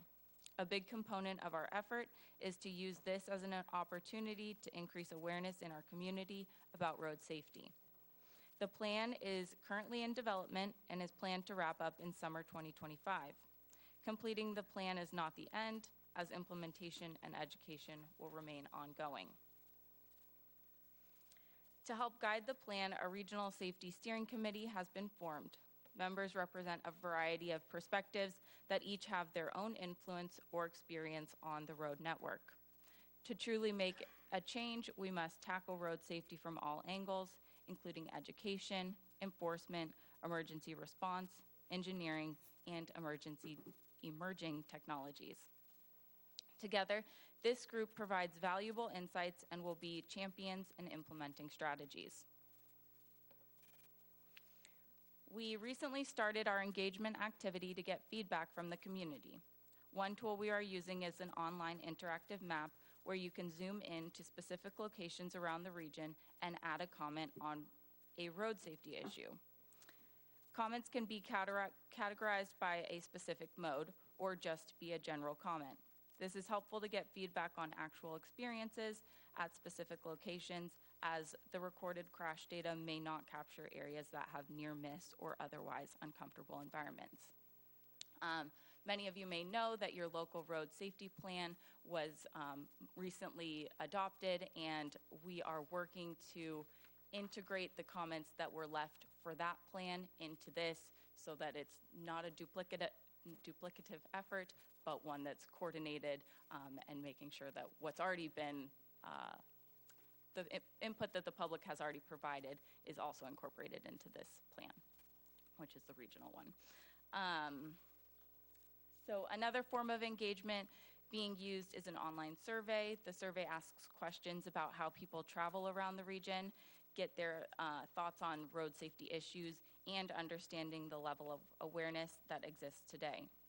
The survey only takes around 5 minutes to complete and will remain open into October. To reach different demographics and to promote the online map and survey, we are attending in-person events around the region. At the events, we will bring some informational boards that talk about Road to Zero and handouts that provide links to online resources. We are continually looking to find events to join, so let us know if there are any opportunities that come to mind. I have my card on me, and I left some at the back of the room for you guys to grab, should you want that. The plan will also provide crash data analysis and tools to understand historical trends. The compilation of all of this information will result in strategy recommendations that are a key result of the plan. These future phases will start later in 2024. We appreciate your time today hearing about the Regional Road Safety Action Plan. We do have a website, which is up there, slocogroadtozero.org, that provides updates on the project and connects to the online map, survey, and additional resources. Thank you so much for your time. Thank you. Questions from council? I have one for you, Sarah. The interactive map, I know you mentioned that there wouldn't be overlapping if there's the same comments. But my question is regarding beyond the city limits of Morro Bay. Do you want Morro Bayans to participate? Let's say, I hit a deer on a route and, just like, it wasn't in Morro Bay, but it was like near Morro Bay. So, it's danger and those types of things. So are you welcoming those types of comments beyond our borders? Absolutely, and we definitely encourage them. We want to know where you guys travel and where you do see things that are safety dangers or that are uncomfortable when you're out there on the road. Walking, biking, driving a car, all of those things. Happy Bike Month. And where are you advertising this survey? You're obviously getting the word out in local government opportunities like this, but is there other ways that you're getting the word out to get participation? Yeah, through a lot of social media as well. But we're going to every single city council meeting and then through social media as well. I don't think we have any like radio ads or anything like that right now. Okay. But there's all sorts of efforts. Okay. I always say the schools, go through the schools. Oh, totally, totally. Always a great way to get information out. But yeah, okay, well, thank you. Yeah, thank you. Thank you. Questions? Questions? Thank you. Public comment is open on this item. AGP, is there any raised hands?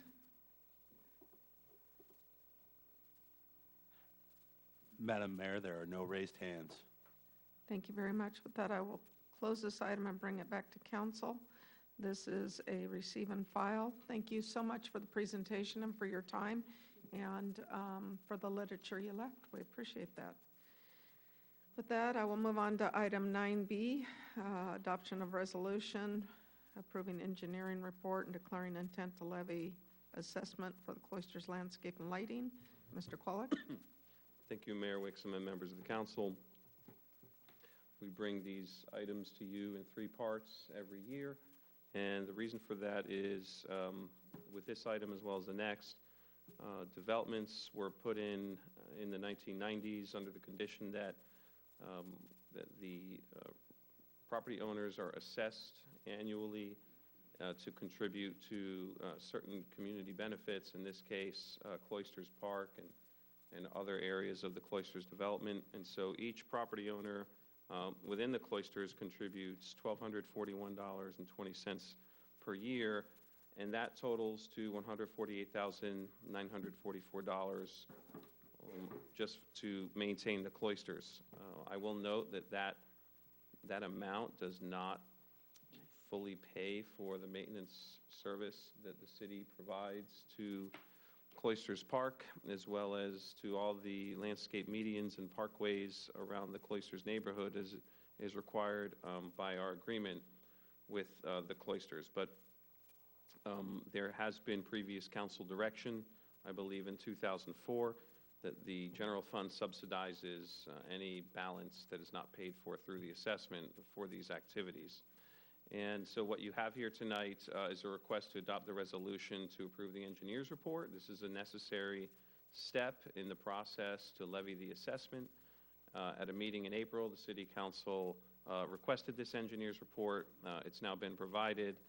And in June, the City Council, assuming everything is approved, will actually levy the assessment that allows the city to continue receiving this revenue source. So I'm not going to go through the details of the engineer's report. Again, it's a pretty routine report. There were some minor changes made this year, but I'll be happy to take any questions. And we also have City Engineer Cindy Cecil here to take questions on the report. Thank you, Mr. Qualick. Questions of staff? Questions of staff? No? With that, I will open public comment on this item. AGP, any raised hands? Mayor, we have no raised hands in the queue. Thank you very much. With that, I will close public comment on this item and bring it back to council. Any comments?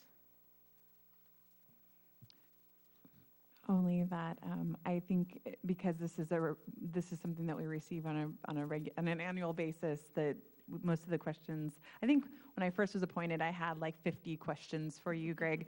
But so for that reason, I think those have all been answered. So great report. Thank you.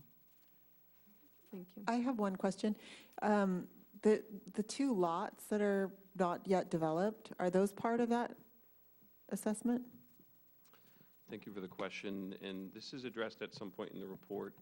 So the two lots are part of, actually it's lot 124 that the city used to own and was held for a future fire station, but then sold, I believe, in 2021 to a developer. It's in the process of being developed. It is part of the overall tract, and so we expect at some point during the development process to seek annexation of those properties into this assessment district. That will take, I believe the city attorney's office identified 2 separate council actions to do that. And once we're at that point in the development process, we will bring those items to the city council for review. Okay, thank you. So can I follow up on that then? Sorry, I know we're at comments. So there currently is no assessment fee on that property? That's correct. Okay, thank you. Just wondering, there's a lot of weeds out there right now. I walked there. With that, I'll move approval of 9B and ask for a second. I'll second that. Thank you. All in favor? Aye. Aye. Opposed? And we'll move on to 9C. Mr. Qualick. Thank you, Mayor and members of the City Council. Very similar reports, except this is a request to adopt a resolution to approve the engineer's report declaring the intent to levy the annual assessment for the North Point Natural Area Landscaping and Lighting Maintenance Assessment District. There we have only 10 properties as part of this district. They each contribute $564.50 per year per parcel, which only gives us a total of $5,645. And again, this is another example where the city general fund does subsidize based on prior council direction these maintenance activities. The maintenance activities include light maintenance of the area around the parking lot up at North Point, including trash removal that's done by our waste hauler, but also doing some weed eating and other maintenance around the parking lot there. And again, that is further subsidized by the city. Again, the City Council requested this engineer's report at their meeting in April. And here is the engineer's report. I will not go into detail, but I am here for questions, as is the city engineer, Cindy Cecil. And assuming that this report is approved, we will come back in June, and the city council can levy the assessment to collect the revenues for the next fiscal year. Thank you, Mr. Qualick. Any questions from council? No? With that, I will open public comment on this item.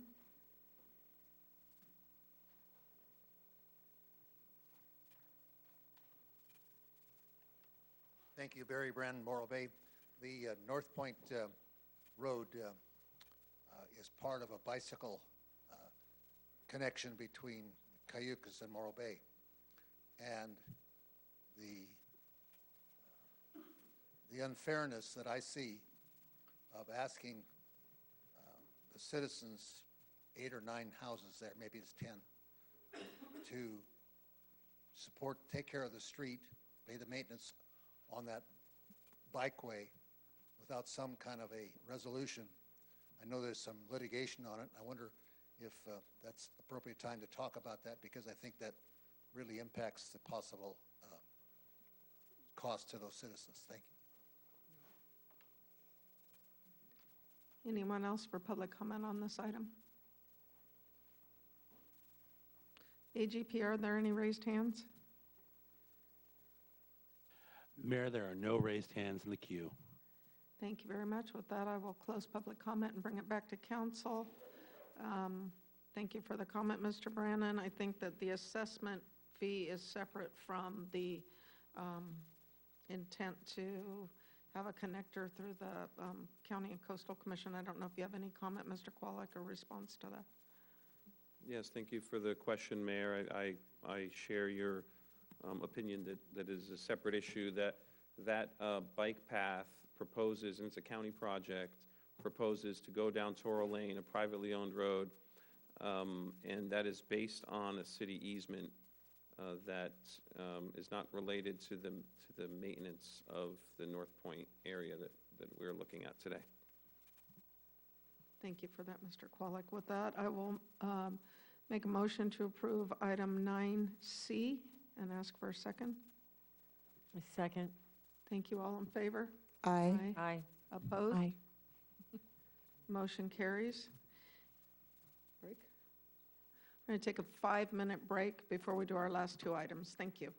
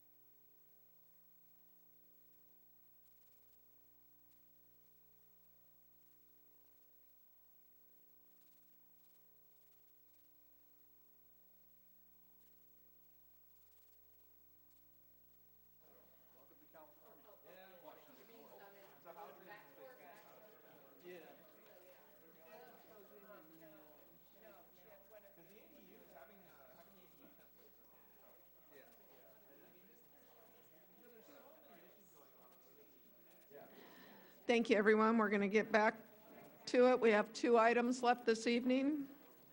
We'll move on to 9D, discussion of recommendations for improvements to the Harbor Department lease management policy. I'm going to turn it over to the Harbor Director. Thank you, Mayor Wixom, City Council members. I have prepared a fairly lengthy staff report I don't plan to read from. I would just like to give you some additional background, and then I'll take some questions. As you recall, back in August 2023, you had directed the Harbor to form a joint ad hoc committee with the Harbor Advisory Board and the Citizens Oversight Finance Committee. The reason we did this was because during that time, we had been negotiating several leases and several lease amendments, and there were several issues that came to our attention that seemed that they could be done a little bit better. Staff had directed the Joint Ad Hoc Committee to analyze 6 topics. I won't read them as they're outlined in the staff report. And the one thing I learned from this process is never underestimate the capacity and knowledge and desire of our committee members to take a project for the city. The project took a lot longer than anticipated, but that's because of all the work that they did and all the background that they did. It did produce some interesting and useful conclusions. In considering the ad hoc committee's recommendation, I want to point out that we believed that we had to take into consideration the enormous amount of effort that went into the current lease policy. As you know, that took over 2 years with a tremendous amount of stakeholder engagement. In addition to that effort, we believe that making drastic changes to the lease policy could negatively affect the interests of future investors in harbor tideland properties, and to get market value, we need investors competing for those leases. Business owners need stability before investing large sums of money into leased land. Finally, in producing the recommendations, I did get input from our existing master leaseholders, and I was able to obtain their perspective from the business owners' side, since they had already invested several $1 million in Tidelands leases. So I have before you the ad hoc committee recommendations, and then in turn staff's recommendations, which are, again, fairly simple. Be glad to answer any questions you might have. Thank you very much, Director Chabon.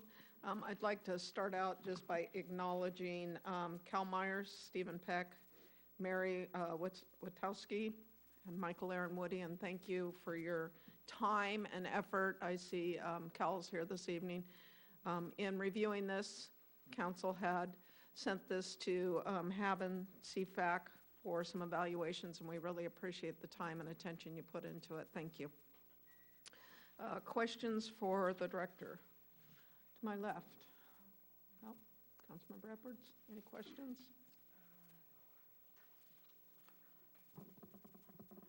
Yeah, thank you, Mr. Chabon, and I want to thank CFAC and HAB as well. This was a lot of effort and a really great report. One of the questions that I did had was with regard to going from a fixed as opposed to a fixed with percentage.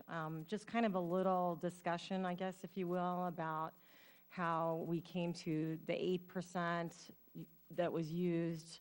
Then there was talk about the 9%, then 12%. So if we could kind of just simplify that a little bit. Sure. It's my understanding that State Tidelands has, for a number of years, if not decades, recommended that Tidelands leases, or the revenue from that Tidelands lease, produced at a minimum 8% of the valuation. And that's the reason we appraise those properties, because that helps us determine base rent.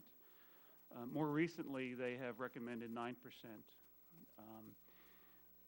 When the CFAC and HAB committee looked at this, they really wanted to look at the possibility of going to strictly fixed rent, and in that case they had identified utilizing 12% of the appraised value as a fixed rent rather than any percentage rent. on top of that.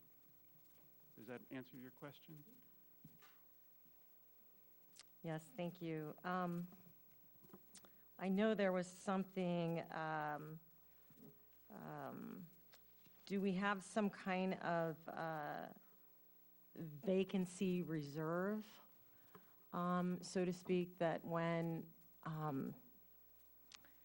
I guess when we're looking at a vacancy coming up and there's like some sort of gap there and somebody chooses to pay, because I probably need to have this clarified.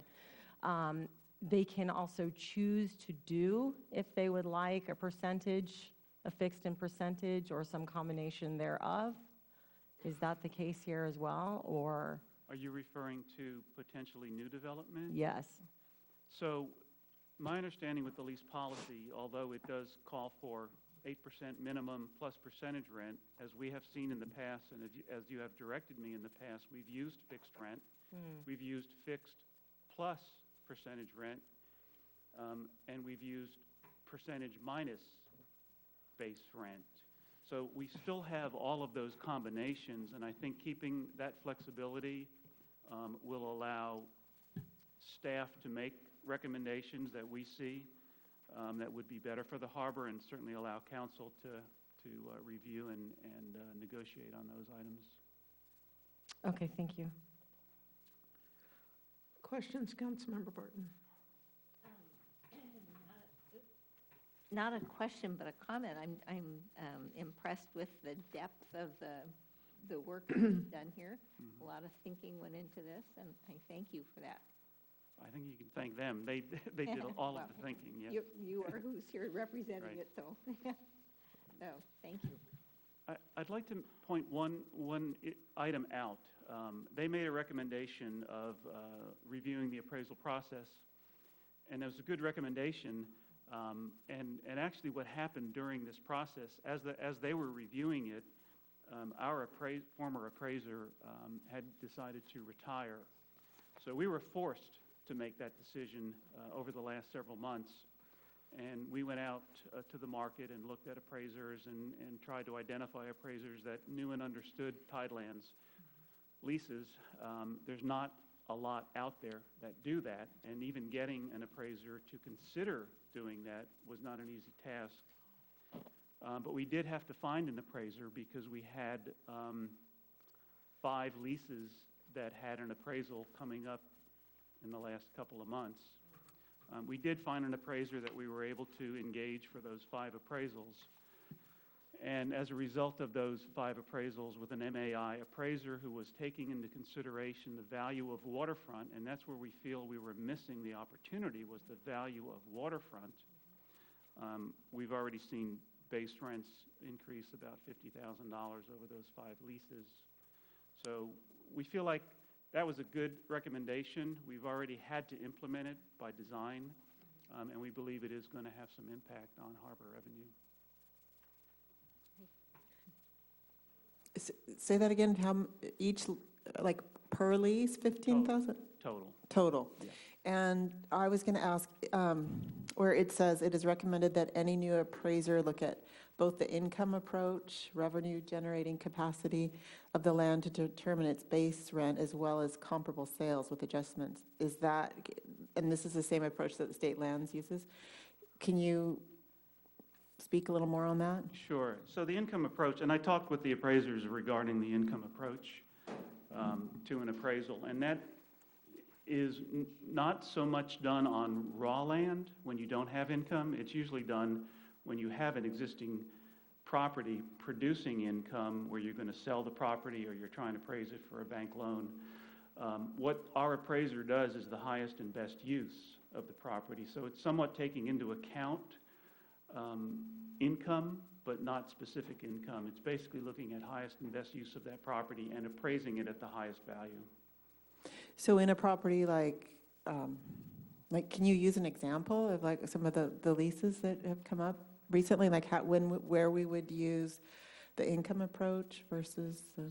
So again, we wouldn't be able to use the income approach because we're not valuing their business. We're valuing the property. Okay. All right. Yeah. Thank you. Any other questions from council?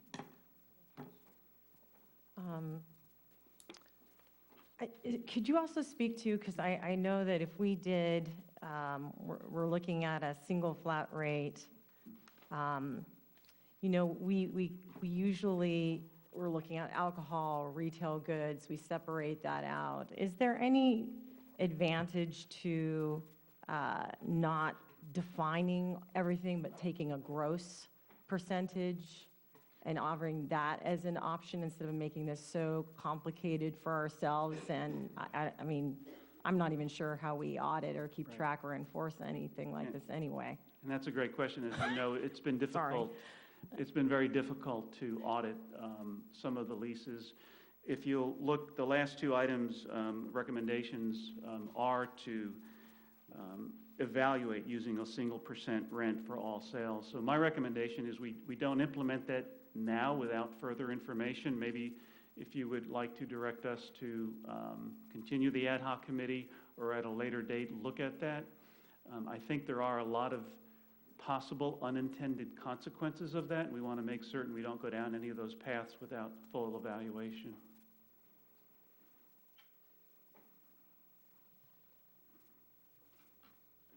Can I ask a question?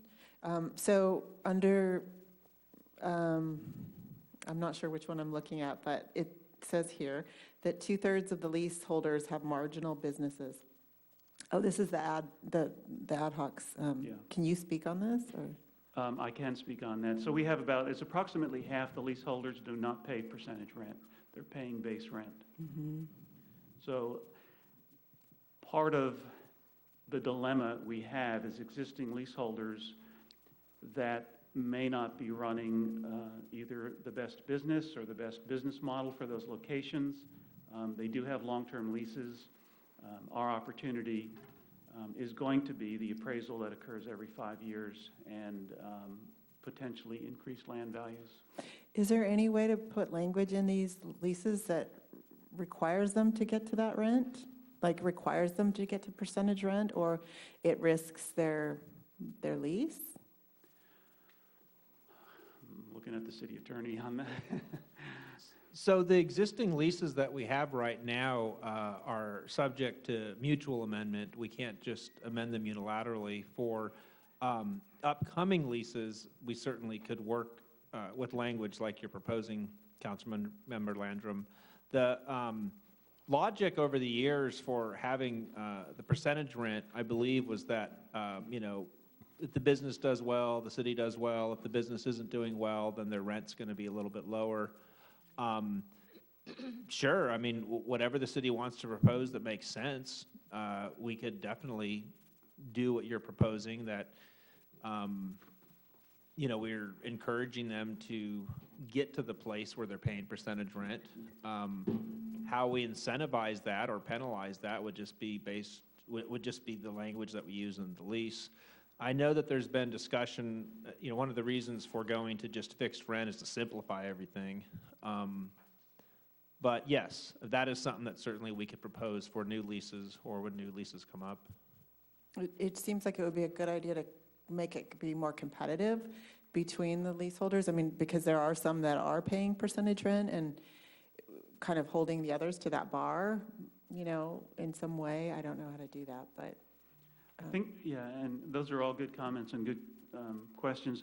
I think going forward, and the city manager has actually brought in a particular company that we looked at. There are opportunities for the city to get advice from commercial real estate experts who could help guide us in that area. I think one of the issues we have is there's no general plan specifically for the harbor leaseholders. What do we want there? Do we want them to be all hotels? Do we want them to be trinket shops? Or do we want them, to be restaurants? I think that larger plan would help develop the Embarcadero in such a way that all of them produce. Right now, half of them produce. So as the new leases come available, I think we're going to need more information and more guidance to help us kind of drive that. To your point, Councilmember Landrum, moving to a fixed rent and that's it, presumably the fixed rent would be higher than the number charged now, so you would potentially be capturing greater revenue for the city if you just had one fixed rent rather than hoping that businesses will do well enough to pay the percentage rent. But this is all ways to crunch the numbers, and Director Chaffone, is one of his recommendations is that an ad hoc committee then review these issues, and presumably there'd be a bunch of number crunching, and they'd figure out what makes sure that we maximize revenues to the city while also encouraging businesses to flourish. Thank you. You have another question? Yeah, and something that comes to my mind in this conversation too is that, as they put money into the properties, they're wanting to get a return on their investment there. And then if they do switch to fixed rent and there happens to be down years, I mean, who knows? I'm just wondering, would there be conversations somehow involved with renegotiations too at that point? I mean, maybe that could be something that happened 10 years, 20 years, I don't know. I understand why they're 50-year leases and have been. It makes sense to me, but, and the other thought that I have is I think that's great that if we can get some sort of consulting on that, which is what I'm hearing from a real estate management perspective. It's tough to find comps on these. I mean, it's really hard. So I think that's helpful, but I'm not sure if that's something that would be, you're thinking that would be discussed in the ad hoc scope of work that you're talking about? I mean, there could be recommendations come out of it. I think it's something staff would drive. Okay. So something else I have highlighted is in the lease, current lease, under item K. Sorry, where are you going to go? The city will actively monitor compliance with provisions of lease agreements, file timely notice of noncompliance, and employ available remedies to enforce compliance when appropriate. Is that something that we're having trouble doing? Yeah. Yes. Okay. And do you have a recommendation for how to improve that? Well, I think part of that's going to improve with the implementation of a software system that we've purchased and we'll begin installing in the next few months. That's going to give staff more time because right now everything is managed on Excel Word sheets, manually in files. So it's going to give staff a lot more time to be able to do those things. Okay, thank you. Sorry.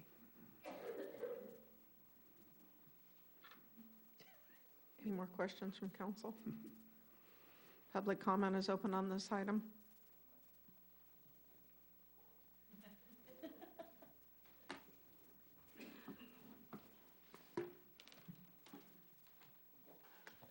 Just for the record, my name is Cal Myers. I am on the Harbor Advisory Board and on the aforementioned ad hoc committee. One of the conclusions that actually several of them, as we got into the ad hoc, reviewing all the leases, basically the running joke was, is if your head starts to hurt and you feel a little confused, you're starting to understand. So these leases are complicated. There are not a lot of them like that out in the industry. People will try to compare them to the lease they have up the street on Main Street, and it's not relevant. So it really is difficult. The one thing we also noticed, and I saw a perfect example here, bureaucracy in government likes to make things complicated. It's easy to make something complicated. Well, let's just add this. There's another bad outcome. Let's add this. I work in the high-tech industry, and our saying is it's easy to make something complicated, but it's extremely hard to make something simple, and it's front-loaded. And that's what we're seeing here. That's why the recommendation was to make this simple, be able to explain that lease to your mom. So that's that was the goal here. We also recognize, and we said it in the report, there's a lot of unintended consequences, things we don't understand. So we kind of stopped there because we didn't know how far we wanted to take it. The 12% comment, I just want to address that real quick. That was sort of a static analysis. The valuations that we had today to do revenue neutral would have to be 12%. Don't know if that number makes sense. Let's see, it's like a minute and a half. Front-loaded. The other piece about making it simple is you think about the lease negotiations. We're asking city staff, elected council members to negotiate leases. And essentially what's ended up happening is with those business holders, those leaseholders, you're negotiating away future revenue that's earmarked for the harbor. That I find troubling. That's why I want to make it simple. If there's economic sense to fund those businesses to make them successful, then that's perfectly in the right to do that, but that should come out of the general fund, not the money that supports the harbor. So that's, again, this is my personal opinions. Because of the natures of the lease, it's going to take a long time to make those changes, and you have to start sometime. There's a lot of rationale to kick the can. There's changes in the organization.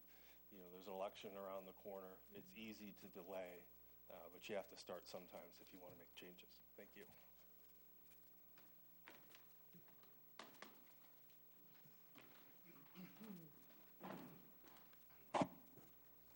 Good evening, Madam Mayor, council members, city staff.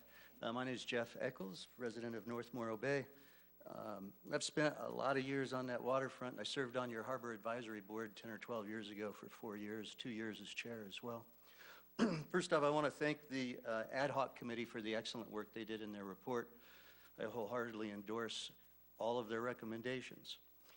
But I also, at the same time, want to step back and question the timing of implementing change right now.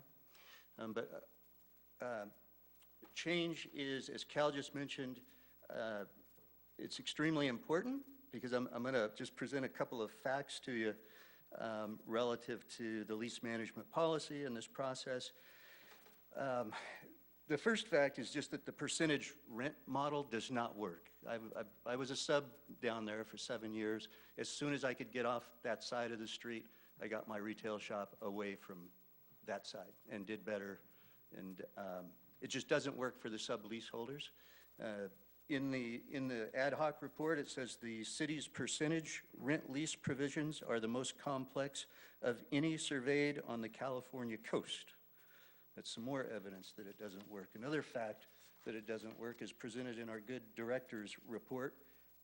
At this point, he's not suggesting change, but at the same time mentions that we do have a lease management policy in place, although we don't generally follow it. So that's some evidence that it's not working. So it is a problem that needs to be fixed. My concern with the timing, however, is we know that our good director will be leaving soon. For years, we've talked about potential reorganizations within the Harbor Department and the way that it's managed and run, specifically with lease management. And that is probably under consideration now as well, particularly with the change in the directorship. So there are large and substantive changes that need to be made that will be beneficial for all the businesses, the master leaseholders as well as the subs. But I don't think diving headfirst into this right now is just the proper timing. And I would agree with the director in his report when he suggests looking at those items a little bit more closely when we've got the things in place in the city to look at them more closely with. And I'll just close with this. In the director's report, he mentions the master leaseholders, and in the ad hoc report, we talk about the structure. There's just very little discussion about the sub-leaseholders down there. The subs are the ones that pay the bills down there. They're the ones that allow the masters to pay their bills. So as we move forward, I'd love to give more representation to the voice of our sub-leaseholders on the waterfront. Thank you.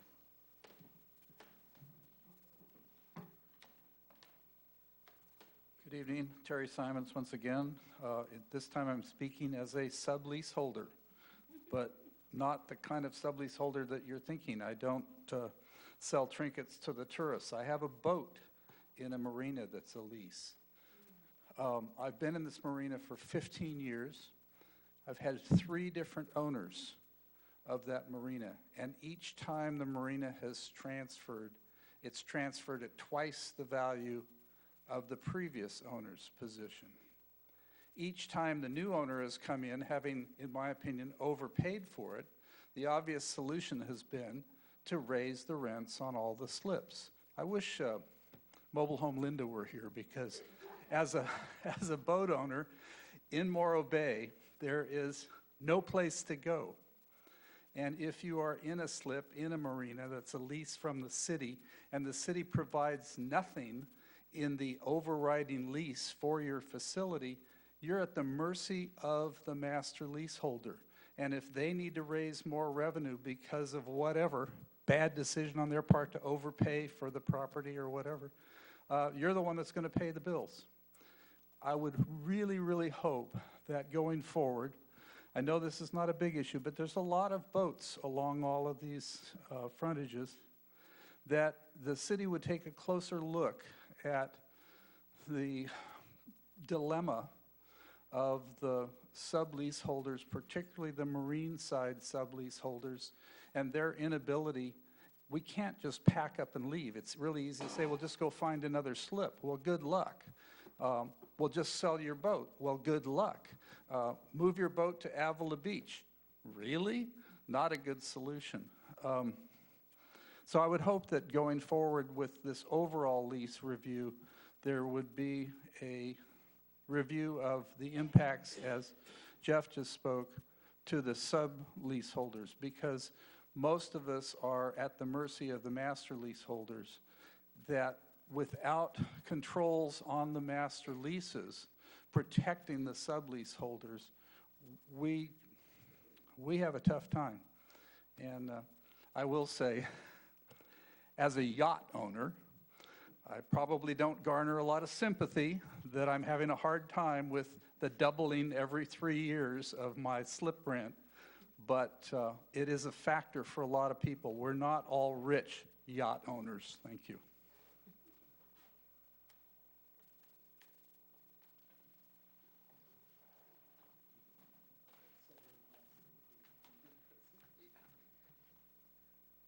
Hi, I wasn't going to get up for this. I am Sharice Hansen. I am an individual not speaking from a different part of any other thing that I'm in.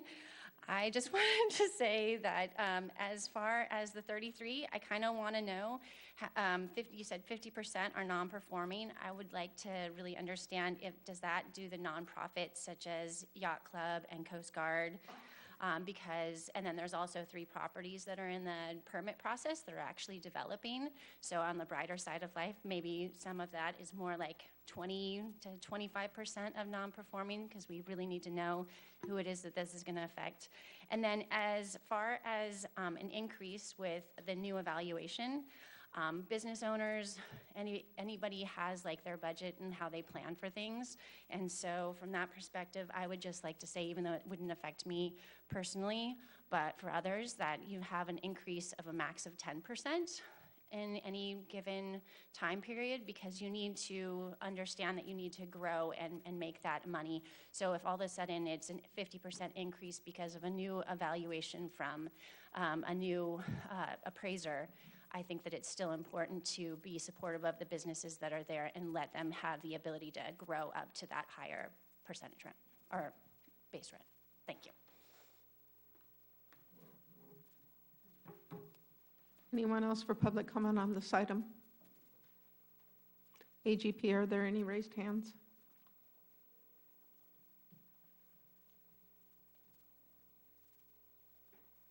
Hi, Mayor Wixom. We have one raised hand, which is Linda Winters. I'll allow her to speak.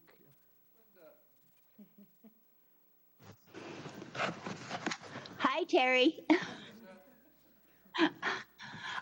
In answer to the question or comment to the question of these new property owners and the unlimited amounts that they can raise the rents, and on any of these items up to including boat slips and mobile homes and mobile home spaces, it is just it's just an unconscionable policy on their part. They're the ones with the unlimited amounts of money and no concern for the people who are paying for all of the properties that they have. And once again, just as you said, good luck in finding a new boat slip, good luck in good luck in finding a mobile home space or an RV space anywhere in this area. It's just nigh on to impossible. And thanks for the acknowledgement. All right. AGP, are there any other raised hands?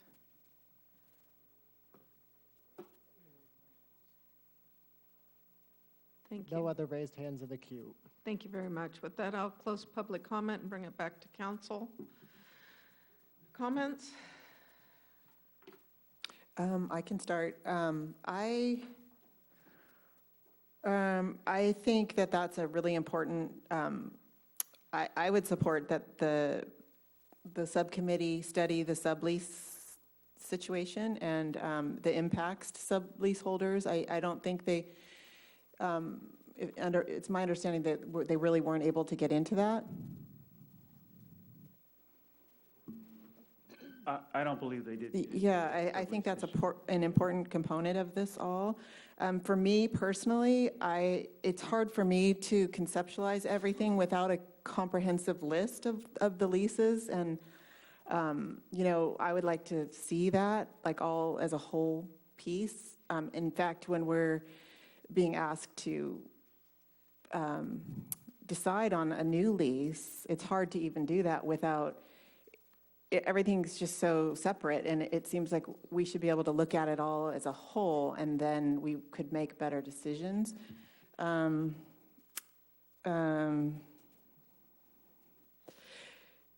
Let's see. I also found it interesting in the Embarcadero leaseholders document that they sent that they recommended that we hire a city attorney or other position with comparable authority and expertise and provide them with staff to replace the harbor director to take on. So this is just something in the future. I thought that was a really interesting observation from them. And I feel like I also thought it was interesting that they said, which I agree, with modern POS systems, it's pretty easy to keep track of your sales. I mean, you have to do that, and you can keep track of, you know, where the percentages would be by how you set up your POS. Let's see. I guess those are my thoughts for now. I'll move on. Ready? I thought this was an excellent report and an intriguing one as you sift through the ideas that are in here. There's a lot to think about. And so I don't have all the answers, but I liked having this report to look at and get a better handle on how we might improve the state of the harbor. So thank you, and to your committee as well. Councilmember Ford? I'm curious, back to the sub-leaseholders topic. So would that be something in the near future that we could, as council, we could direct that sorry guys, bring you all back and continue the conversation, but on the subcommittees, is that direction that we could provide right now, or is that a future agenda item? I think we could take that recommendation now. Yes. And they're looking for comments from this to move forward, so I think we can probably incorporate the things we want tonight. Okay. All right, so I agree with Councilmember Landrum that I think that needs to be included, excuse me, in our recommendation. I appreciate all of the work that has gone into this. As Harbor Director Chiffone has mentioned, you could see in his face that it was a lot of work that was put into it by our amazing community members. I think that we have such energetic, intelligent people in our community that really, really, truly contribute to the betterment of the city of Morro Bay. And I could say thank you a million times and it wouldn't be enough. But I appreciate all the work that you've put into this. And it's it's a discussion that we'd had as council, as was mentioned, that we're just trying to create, to quote Cal, an easier way of doing things and more transparent. So I appreciate the work. I agree with these recommendations, adding the one to look at the sub-leaseholders and how to maybe, I don't know, just to kind of see what's going on there. I do think it's interesting, the point that was brought up for the opportunity to grow into the new appraisal amount. Harbor Director Schifong, is there something that you could comment on? Is that something that could be considered by this ad hoc committee to look at, or something we would need to recommend tonight, or just revisit it later? What are your thoughts on that? My thoughts are, I was concerned when the appraisals were going to be coming in a little bit higher. We have notified 4 leaseholders of new appraisal amounts and have not had any, comments or recourse that we've had to look into on those new appraisals. They may have, in one case, ended up being, I want to say, closer to 20% increase without comment.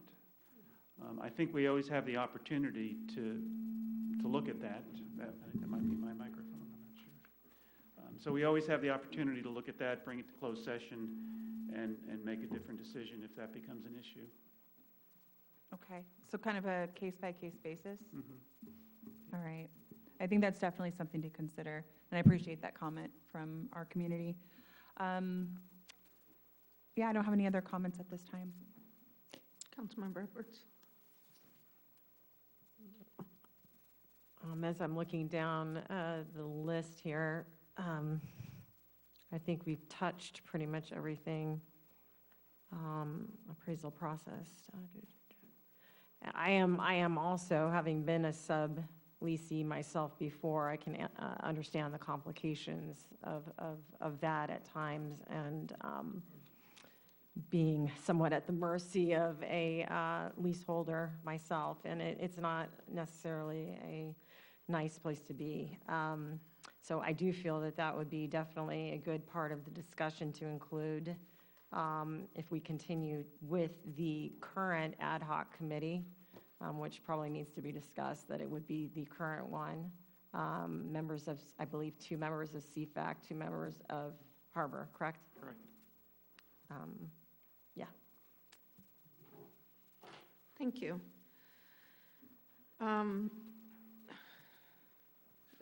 Thank you for your work on this too, Ted, I appreciate it. So going down these items, the appraisal process, you've already addressed that, so I think we can take that one off. You've already hired the new appraiser. The second one was to discuss the fixed rent. Well, the 2 and 3 are to discuss the fixed rent versus the percentage of rent. So I think we're going to want that revisited some more from what I'm hearing. I would want that conversation along with, and it circles into number 5 on the list also, which is moving to a 1% rent for all sales. So there's 3 different items about adjusting the rent. I would want input from our finance director also on that and what that looks like. I know they're in the middle of budget, so I'm not asking that right now or trying to put more on her plate, but I think that we would want that to be weighed in to see if that would, how that would affect our harbor fund. So I'd like to hear from them also. The number 4, include all terms in the interim lease agreement. I mean, I think that we probably all strongly recommend that. It doesn't require an update, but I think you're just calling it out, and I think we all agree. Number 5, we talked about including the subtenants, then making sure that there's a consideration. I know that, as was expressed, and I've heard from other subtenants, I want to respect the master leaseholders and the fact that they make the investment and they take the risk. They take out the loans for millions of dollars to do this, but it's difficult when they pass on that percentage to the subtenants, and I think that's where we're losing the clarity of what everybody owes. I mean, they get slapped with a lot of money they didn't even know because they were successful. It just doesn't seem equitable. So I agree with the other council members that the subtenants need to be included in. The one that I had the biggest challenge with was about the lease extension, number 6. Establish the guidelines for determining the number of years for an extension based on cost improvements and other factors. This is the conversation we've had with you when we've discussed lease renewals and as we're discussing new properties. I really am looking for, in the fact that it was called out by you that these things in the lease policy are not being enforced. That's a problem on our end, and I have a huge issue with that, and I think that, you know, the council members, we've expressed that concern several times, that what constitutes maintenance and what constitutes a improvement that justifies an extension of a lease. As we're approached for extensions of leases for things, for buildings that haven't been maintained properly, whether it's our fault for not monitoring or theirs for not, they're in violation of the lease. So I am looking for more clarification and more separation, because this is what we've talked about.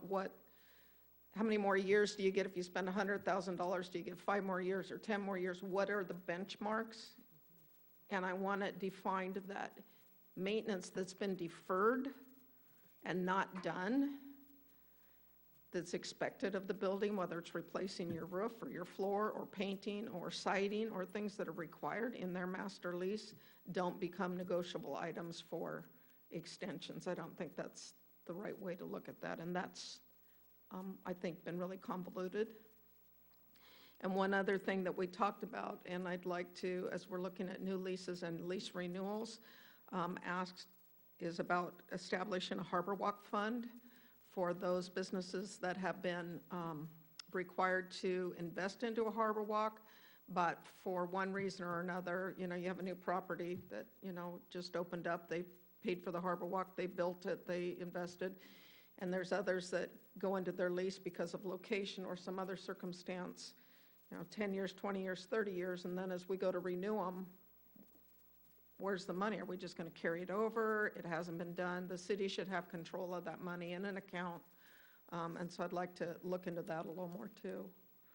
And I know we've talked about that, you know, whether it's to fill stop gaps or, you know, that the city has spaces that aren't filled. So, Mr. Newmeyer, can we continue with this committee? Do we have to reestablish a new committee? What do we need to do as far as that goes? I think at this point that the original purpose of the committee has been met, so you would go ahead and establish a new purpose, and it sounds like council, from what's been listed, would like items 5 and 6 on here, percentage rent and lease extensions, to be 2 of the tasks, and then I've heard a third task would be study impacts on sublessees and provide possible recommendations to protect their interests. And then a 4th item would be establishing a Harbor Walk Fund, which we have talked about before, and Director Chiffone and I could discuss further on some mechanisms possibly to do that. I know when leases come up for renewal, if they were obligated in their initial lease to put money into a Harbor Walk, if the city were to construct Harbor Walk, but the city's never done it, perhaps at this point, we should just simply say that whatever that value would be in current terms, we'd like that dumped into a fund, and then that fund could be used throughout the Harbor Walk. So, you know, slowly we can actually get the whole Harbor Walk built rather than piecemeal, at least where the piecemealing starts. Those 4 items certainly could be tasked to, you know, a HAB ad hoc committee under the direction of Director Chiffone. Thank you. I appreciate that. And yeah, I think with that, again, with the Harbor Walk Fund, there's been a concern that if somebody goes bankrupt or leaves or doesn't renew their lease, the city loses that financial opportunity because it sat there 20 years untapped. So just trying to protect that aspect of it and not convolute the next step of a lease also, where it's still carrying over So this is a receive and file? Yes, direction? Mayor? Can I ask? Yes. I just wanted clarity on one thing that was brought up since I asked my questions or made my comments, is with the with the potential increase with the appraisal, isn't that written into the contracts that that is a possibility because the properties are appraised? Correct. Yeah, so that's kind of, all the leaseholders know that that's a possibility. It's not a surprise. Right. Okay, thank you. And Mayor, it sounds like, I would assume there's consensus on the council to go ahead and authorize the 4 items that don't require lease policy amendment, but would fine-tune direction to Harbor Director Chaffone, items 1, 2, 3, and 4 on page 269. And then if council was going to authorize another HAB ad hoc committee, then I'd suggest action be taken with direction given for those 4 items that I'd mentioned before. So you want to vote on it? That's what I'd suggest. Okay. Could you state that motion again, please? Sure. Thanks. That council authorizes implementation of items 1, 2, 3, and 4 that are that staff recommended for implementation in the staff report, and that furthermore, council authorizes Harbor Director Chaffone to establish a HAB ad hoc subcommittee at his discretion to pursue the 2 items in the report of percentage rent and lease extensions, but also to study the impact on sublessees of the lease policy and provide possible recommendations to protect their interests. And also 4th, to establish a policy for implementation of a Harbor Walk Fund as possible. Thank you. Is that good, City Clerk Swanson? Thank you. And I will make that motion and ask for a second. I second. All in favor? Aye. Aye. Opposed? Thank you.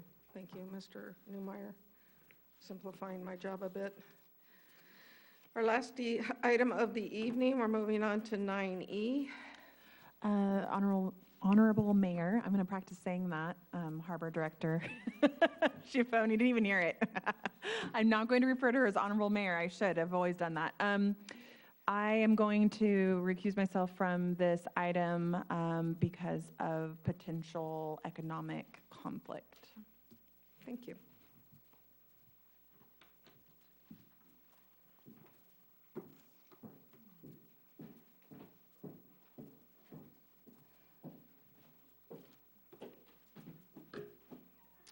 And with that, I will turn this item over to City Manager Kimball.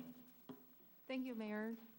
The city and the Chamber of Commerce has long-standing relationship for the Chamber to provide economic development services for the city.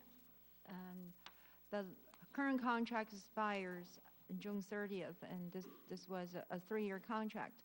Chamber has approached the city and expressed interest to continue the partnership. With that, the city staff and Chamber representative have met a few times, and Chamber proposed the attached scope of work. City staff reviewed the scope of work, and we redlined it, and then we had some discussion. And Chamber's original proposal was about $90,000, and which was consistent in past 3 years' contract amount.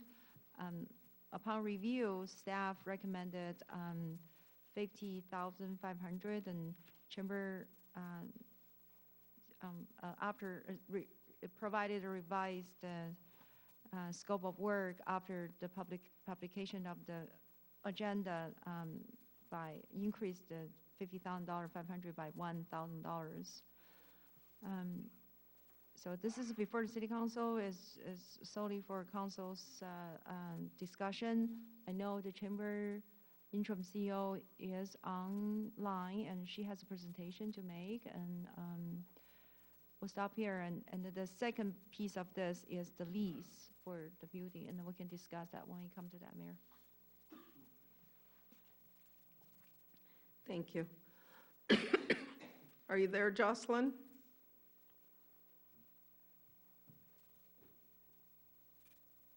I'm here. Good evening, Council, Mayor Wixom and Council. I know that we are the last item on your agenda tonight and it's getting late, so I'm just going to quickly go through this PowerPoint. If it can be shared, that'd be great. Thank you. So I am Jocelyn Brennan. I'm the interim CEO at the Morro Bay Chamber of Commerce. I've been in the community for 30 years and my first house was on Easter Street. So it's been really an honor and a privilege to be the interim CEO. I've enjoyed being in town and getting reconnected with the community.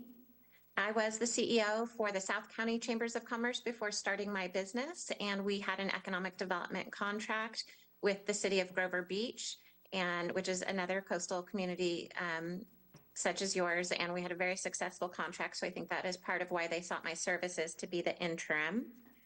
At the South County Chambers, the economic development contract was very successful with the city of Grover Beach. I think they thought it was a win for them because they had boots on the ground and a direct line of communication to the businesses and the flexibility of the chamber without having to hire a full-time economic development director with the benefits and pensions and everything. So it was a really good partnership, and the chamber saw it as a win because we got to work closely with the city, and also because chambers are an interesting business model. They are nonprofits, and in small communities, such as we have in SLO County, they usually need 3 legs of a stool. So I always explain it as a 3-legged stool. They need strong membership revenue.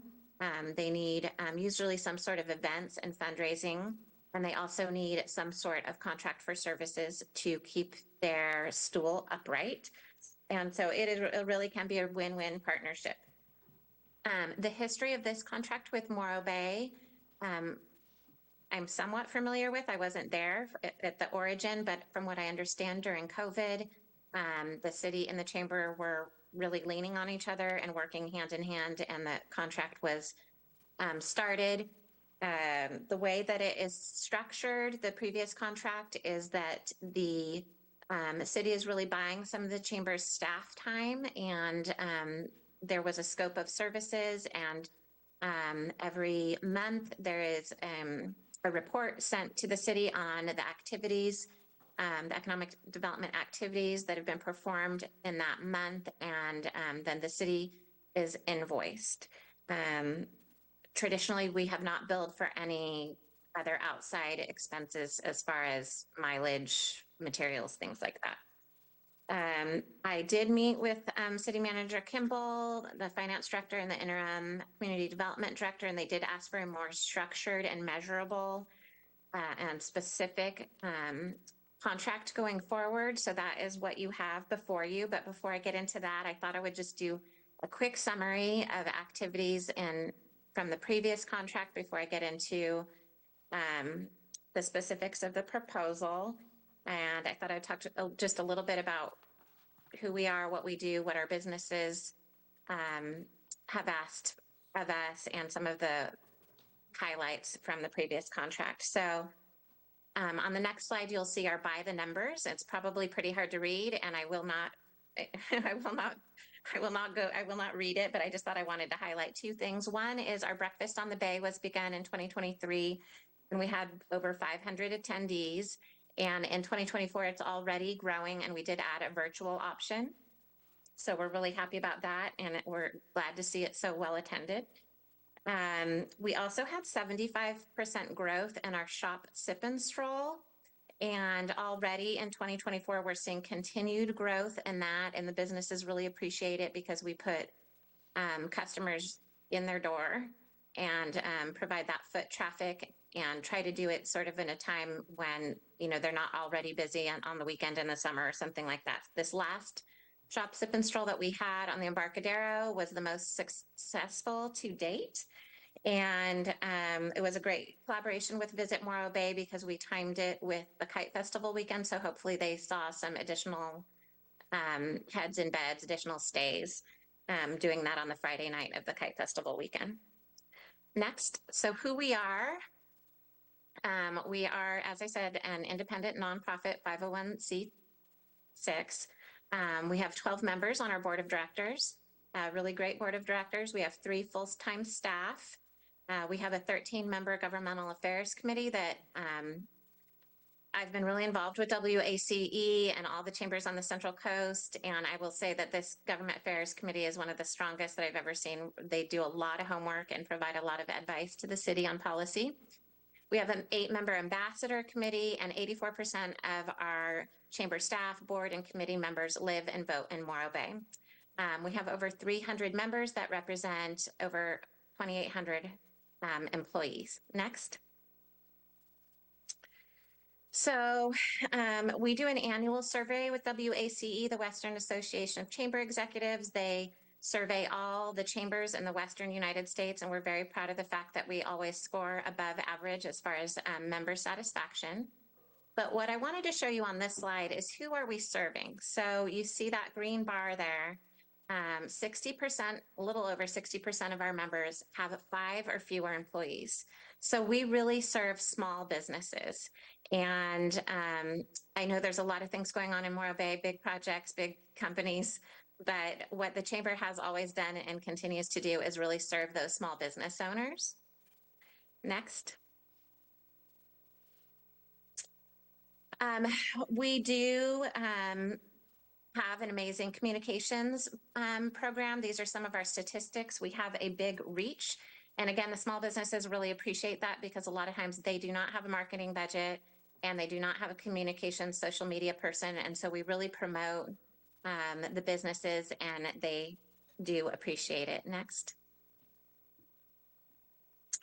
This is an example of some of the ways that we promote the local businesses. On the right is our Shop Local campaign that we do at the holidays.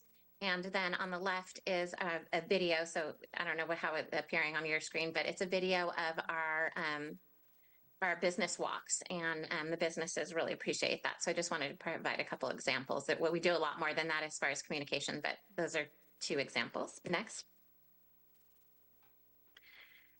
So what is important to our businesses? This is from the WACE survey. The highest score was 4. And you can see there that the second most important thing to our businesses that were surveyed was the economic development partnership with the city. Next. These are some of our local and regional partners that we work with. I won't explain who they all are and what they do. But we are the voice for Morro Bay business community when we work with these partnerships, and we are always looking for grant opportunities, cross promotion, workforce training, and really there to represent the Morro Bay business community. Next. Another important role of the chamber is that we are a convener. So in 2023, we did a series of listening tours. We did 4 listening tours, and some action items came out of that. But one of the most important things is just the business community felt heard. They had representation there from the city council, from city staff, and from the chamber. And it was really an opportunity for them to be heard. One of the action items that came out of that was the refurbishing and replacing of the Christmas lights in the downtown area and the trimming of the trees, which the city took care of, and the businesses were so happy, and we're really grateful to the city for that. Next. This is another picture of the listening tour. The other thing that came from that is that the business community also got to hear from the city and city staff. And so they really got to know, okay, who does what and how do things work, and really got to learn about working with the city. Next. Another convening that we did, it was the first annual inaugural State of Morro Bay, and I think it was a really successful event. It was sold out. The space, we will need to move it to a larger location next year. And with that, that's a little bit about the previous contract, and then now I'll just transition into the proposal for the renewed contract. Next. So business attraction, this is one thing that was requested in our meeting with the city. So we would create an inventory of city vacancies and keep a database current with what properties are vacant, how many square footage they are, and what their zoning is. And then keep this updated so that when there is a potential business that wants to come to Morro Bay, or somebody maybe either wants to move or expand, we have an active living document that we can point them to, and also it can work as a business attraction tool for any potential future businesses that maybe want to have, like Scout is a perfect example, wanted to open their third location, wanted to open that in Morro Bay. Next. Business retention. So this would be a survey. I did this in the city of Grover Beach, and we found it very valuable. So this would be a comprehensive survey of as many, all businesses, not just chamber members. We would use phone calls, a digital online survey, and then also probably some direct mail to get as many responses as possible. And the way I like to think about this is we would really look at, okay, what businesses are thriving and doing great, and they're looking at hiring more people and maybe expanding. And those I would call businesses in the green zone. What businesses are in the yellow zone? They're sort of struggling, maybe need the chamber or the city's assistance to come alongside them with a specific issue. And then those businesses that are in the red zone, they know they're going to be closing or laying off people, or maybe they're retiring and they need help with succession planning. So we would do this survey and provide a report and an analysis, an analysis to the city. Next. This is a business liaison. This is something that we have already been doing, working with all those community partners. We have scaled this down to where we would just attend 12 meetings a year with those partners. We could work with the city on if the city manager or community development director is going to some of those meetings, then we wouldn't necessarily need to go. We would focus on the ones where there is no representation from Morro Bay. Next. This is more being the business liaison. One thing that we found helpful, or one thing that I think could be an improvement on the listening tours, is actually doing a industry roundtable. So I think the listening tours were by location, but I think it would be probably even more insightful to do this by industry. And so this was one of the redlined items. So we did reduce it down to just doing 2 industries roundtables. Next.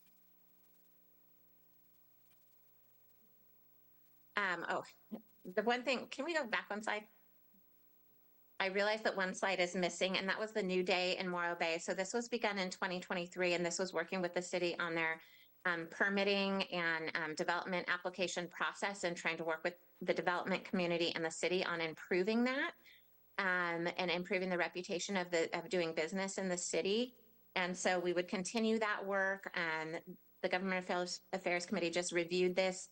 They would probably do a fresh survey and then do direct outreach to the developers as far as site selection, maybe doing one for business and one possibly for housing, and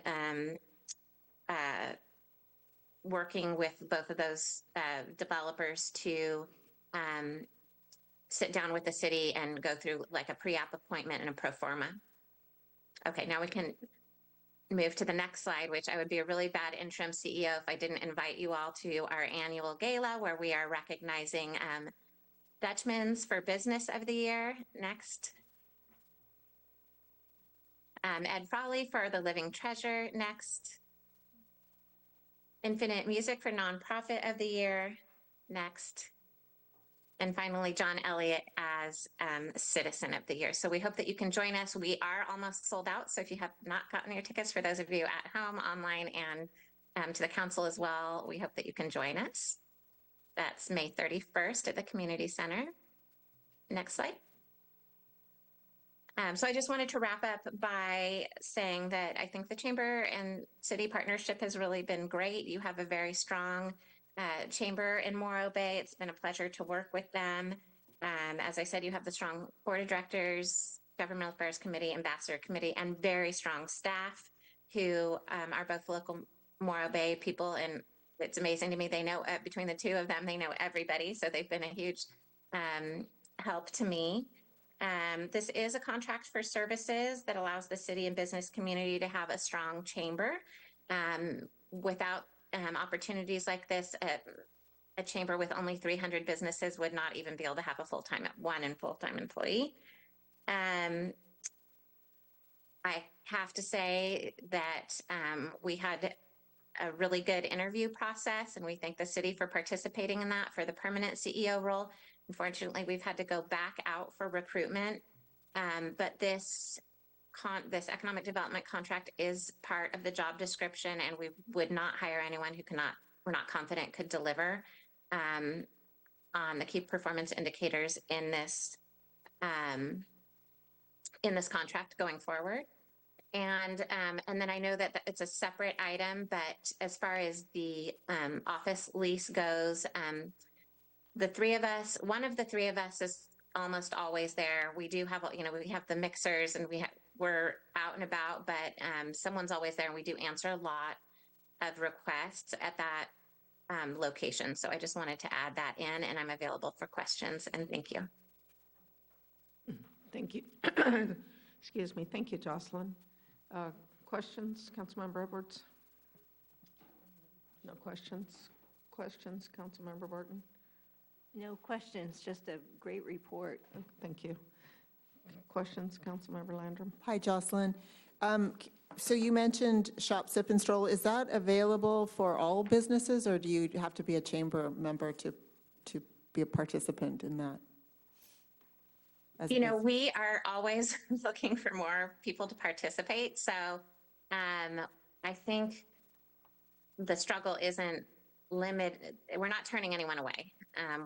We're actually always looking for more participants. So you don't have to be a member? I don't know what the policy has been on that in the past, but I know since I've been there, we're always looking for more participants. And we're always inviting them to become a member. Okay, just one thing that, sorry. I'm sorry, there's a little bit of a delay for me. I know that typically for a chamber that doesn't have an economic development contract, that is something that, they only would allow probably chamber members to participate in events like that. But I think what is nice about having the economic development contract is it does allow us to serve all the businesses, whether they are a member or not. Yeah, but they get a lot more benefits by being a member. Yeah, but that's one thing I've heard from businesses is that if you're not a chamber member, you can't participate in that. So that's good to know.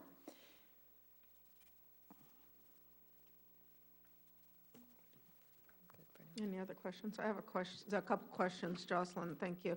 Has there been any consideration, part of this contract has ebbed and flowed. I sat on the chamber board many years ago for many years, and looking at the chambers in our county, most of them are mixed, and I know the times have changed, but still when I look at Cayucas, Cambria, some of the others, they are chamber/visitor centers.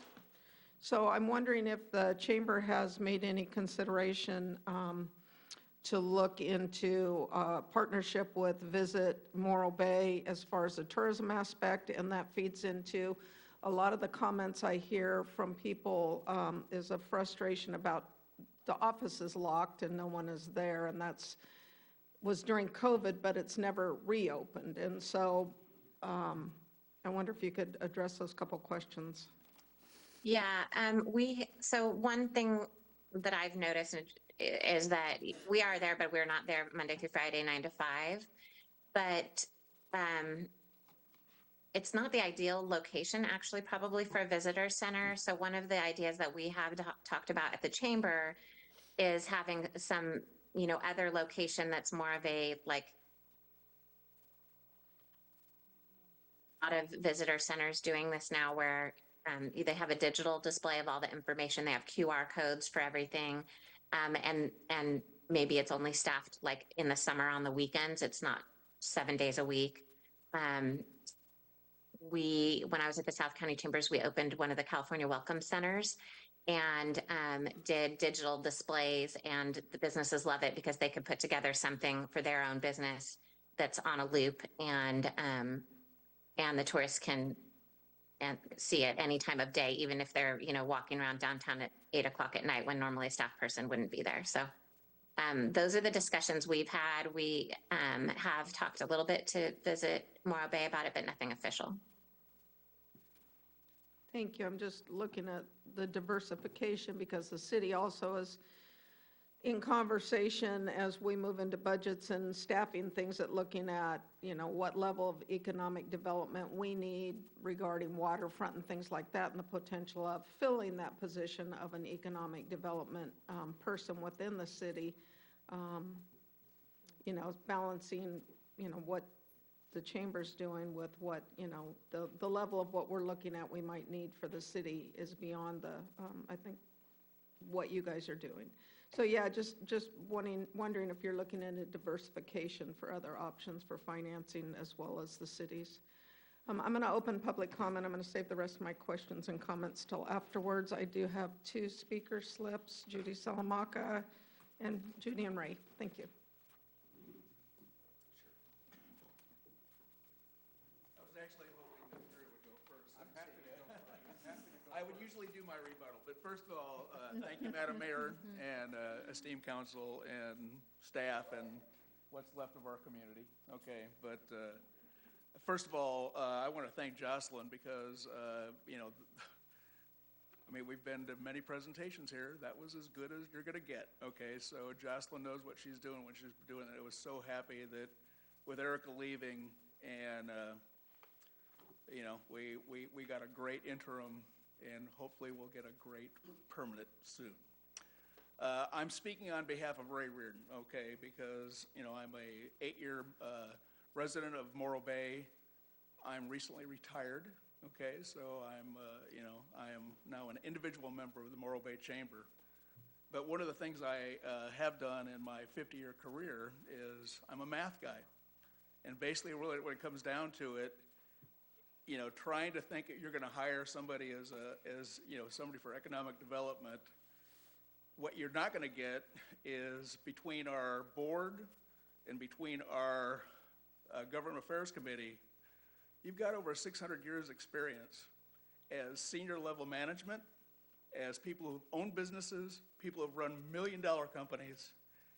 You're going to try to hire one person to try to put that kind of input in. Good luck. Okay, I think for something that when I saw what we took on, and I think over the first couple of years that I was involved with the chamber, I think what was happening is we devoted a lot of time that we didn't have any kind of accounting for, and I think one of the great things to do is what Jocelyn and the team have put together is a very, very thorough and measurable way of seeing what it is that we do and what we provide. Because out of those 600 hours or 600 years of experience, our staff and our Government Affairs Committee has also devoted 1,000 hours at least of volunteer hours into this community. So we're doing monumental things with a staff of 3 people, but those other people that are involved, we're putting an awful lot of time and that just can't come from one individual. So I guess my point is that, we want to do a great job for this community. We are part of this community. And, again, we took a lot of hits over the last couple months. And I was embarrassed by it because we had people who did not know how hard we all work taking shots at us. And I didn't appreciate it. And one of the things that the community members will know is I will sit down and talk to anybody, but you got to talk to me. You can't just come to a meeting and accuse people of things. So I just wanted to say, I'm always here. We love this community. We love the business, and we want to thank you for what you do, because attending these meetings, I have no idea how you guys can do this, because you have a lot of interesting people in this community. Thank you.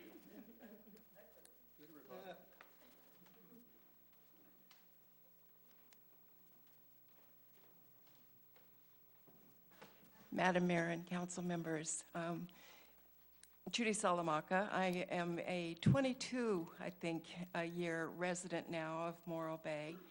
And I've already submitted a letter, which I know that you have all received because I've gotten some nice thank yous back.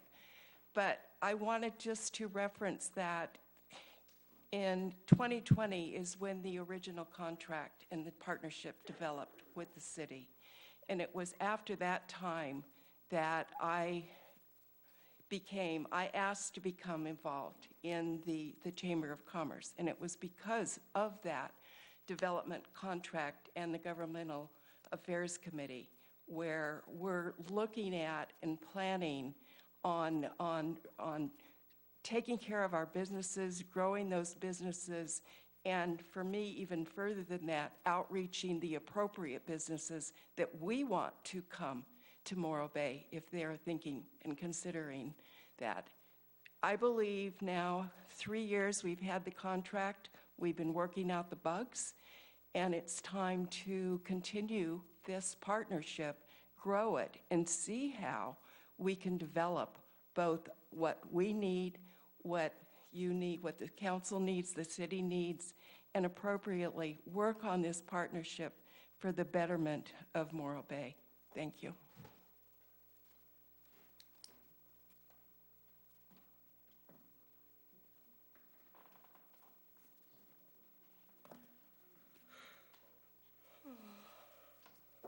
Hello, Mayor, council members. This is Sharice Hansen. I am up here as the chair of the Morro Bay Chamber of Commerce. Morro Bay currently maintains very limited reserve funds for staffing and projects, and staffing levels are minimal and several interim top positions. Reducing funds for the economic development ED contract with the chamber risks losing a team compromise of 3 paid staff members and over 40 volunteers, including board members, governmental affairs members, and ambassadors. The Chamber of Commerce is deeply committed to its mission and actively supports local entrepreneurs, therefore enhancing community benefits. The Chamber regularly conducts surveys and in-depth analyses on issues such as road maintenance and safety, providing valuable insights to the city staff for informed project recommendations. This effectively offers an affordable consultancy by engaging affected businesses and gathering their input, maximizing city benefits from these expenditures. The Chamber also organizes events that facilitate meaningful interactions among city leaders, community members, and business owners, fostering efficient project outcomes through genuine data collection. No other city contract achieves similar levels of community engagement and response. Critics of city contracts must recognize the intrinsic value these partnerships offer. Eliminating such contracts would significantly reduce city functionality. The Chamber serves as a crucial voice for the business community, advocating for their needs. Future city initiatives involving workshops and outreach should consider the cost effectiveness of utilizing the Chamber's services. While the Chamber could generate funds through events like festivals, our members prioritize advocacy and increased business traffic over events. Personally, I put more value on long-term benefits. An event might help me that weekend, but daily resources, advocacy, and networking help me for my future. Our goal is to ensure long-term sustainability and success for our community and future generations. Please continue this great partnership at the previous level. Take a look at how strong our businesses are right now. As was stated earlier, you don't notice until something goes wrong, but the work we've done is seen in the strength of our current successes. We are building and expanding. Some say it's organic, but for me personally, the Chamber is a huge part of why I was able to accomplish my goal. It's why I chose to volunteer on the board, to help my community and give back as thanks. I'd rather the CEO spend their time helping businesses on the daily. The ED contract allows just that. We will have the ability to budget for a new qualified CEO and continue to give local businesses resources which lead to city revenue from successful businesses. It is what we see happening here. Our community and I am living proof of the Chamber's resources and advocacy. Thank you.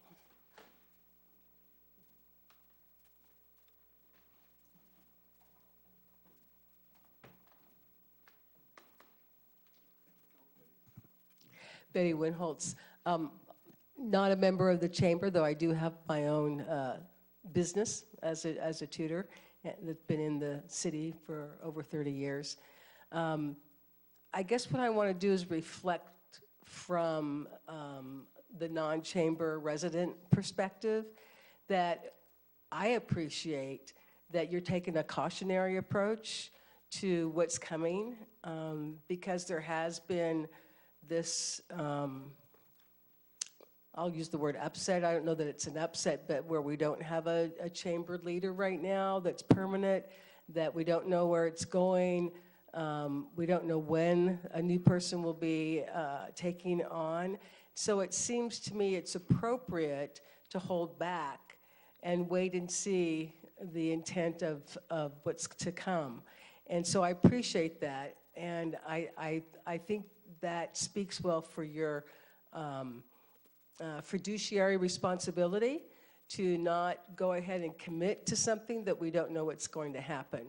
And so I hope you will stay with the lower contract amount. And secondarily, I think as part of the new contract that definitely a visitor serving center needs to be provided. We've always had one. There was one on the Embarcadero at one point. It was on Main Street at one point. And I think it's really been missed. And I think we've missed opportunities by not having a visitor serving center that's open. And I hope that you'll make that as part of the responsibility of the contract, however that comes about. Thank you.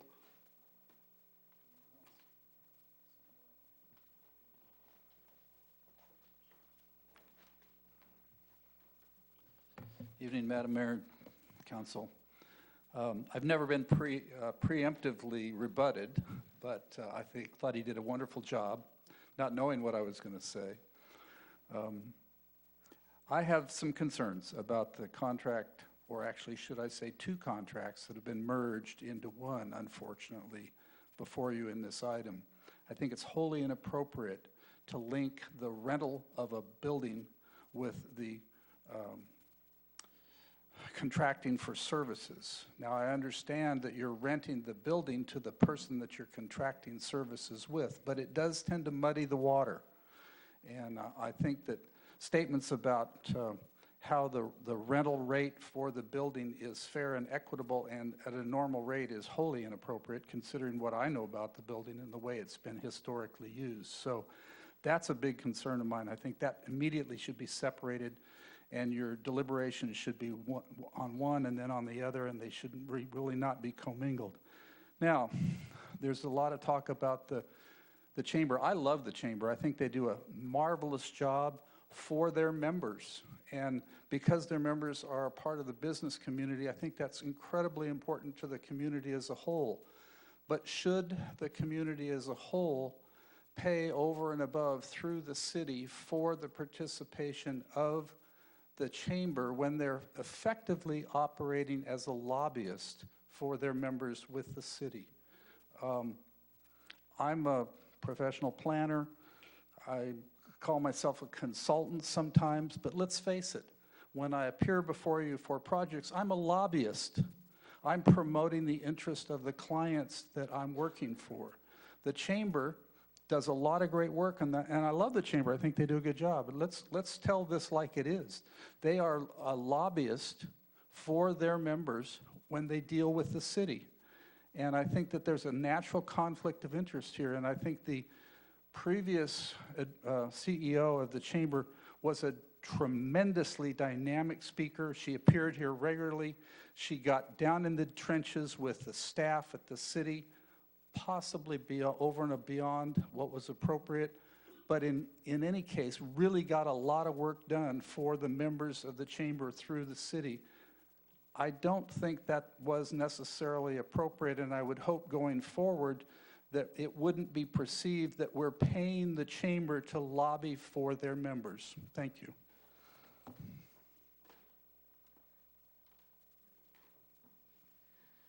Anyone else for public comment on this item? AGP, are there any raised hands? Hi, Mayor Wixom. There's one raised hand in the queue, Judy and Rocky, so I'll allow them to speak.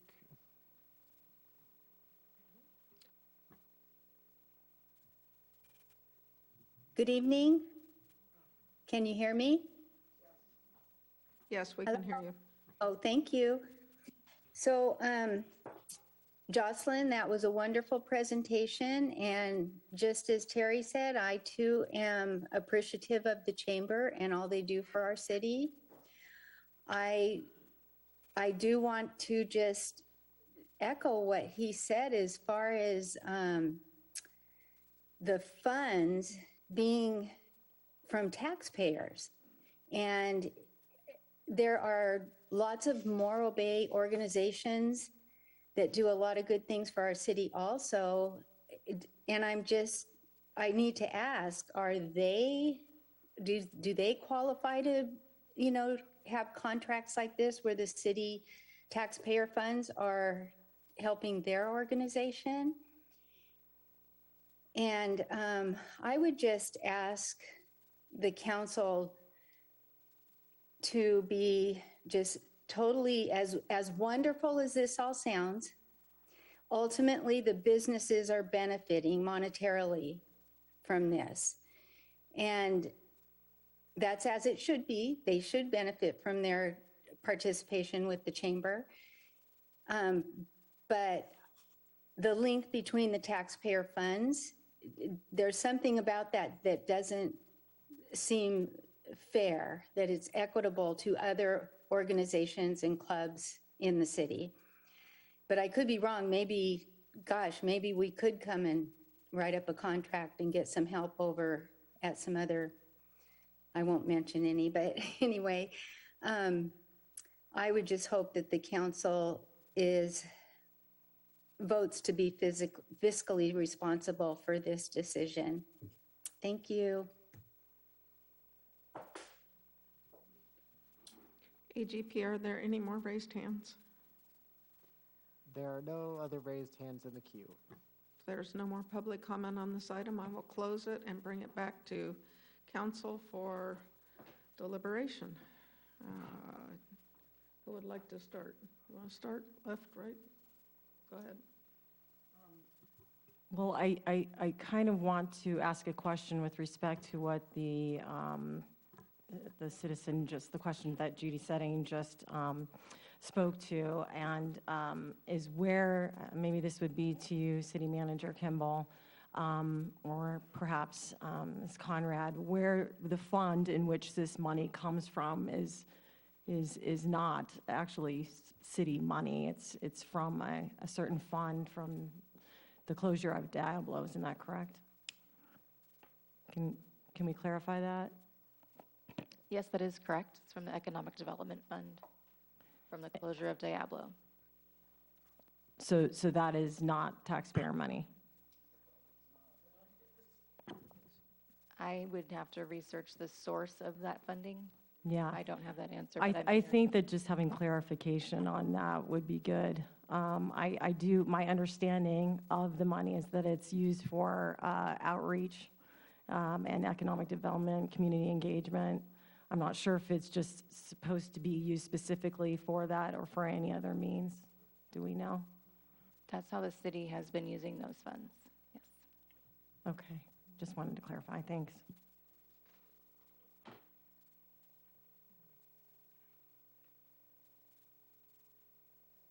I'm sorry to interrupt. I was working for Assemblyman Cunningham when SB 1090 was written, and I'm very familiar with it. It can only be used for economic development funds, and it is partially from PG&E and partially from the PCUP. Thank you. Thank you for that. Do you want to lead off, or you want me to pass it down? Perfect. Councilmember Barton, questions, comments?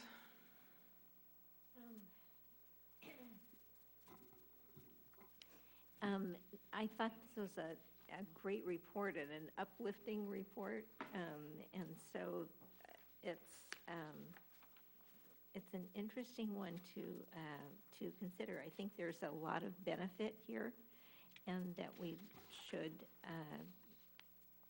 move on into the action segment of this. Thank you. I'm going to chime in. I do agree with one of the commenters that they are two separate items. There are two separate items on here, and I would want them to be two separate items. And I will just talk briefly regarding the lease. It expired, and it's been month to month.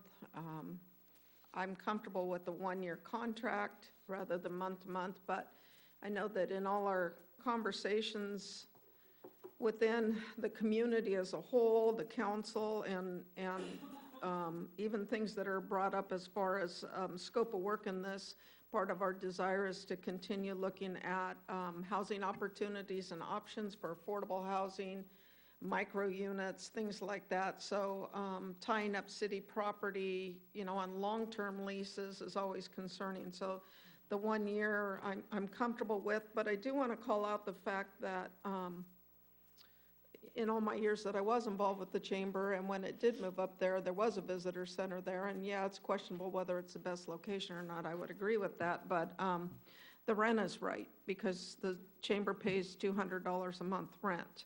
So for 2 office spaces, I believe it was 275 square feet according to this, and so I want it recognized as this conversation and recommendation is to reduce the level of the contract, is that the city for years now has given this opportunity to the chamber, and in a sense it is an in-kind donation because fair market rent for other rentals the city has, or over in Cypress Plaza and those places, minimum is about $1.60 a square foot. So at 72 cents a square foot, the city is offering in-kind value for the last several years since the chamber's been there when the fire department moved. So there's a benefit there, and I don't want that to be unnoticed, that there's, $2,000, $3,000, $4,000 value, plus utilities that are subsidized and other things. So I'm comfortable with the 1 year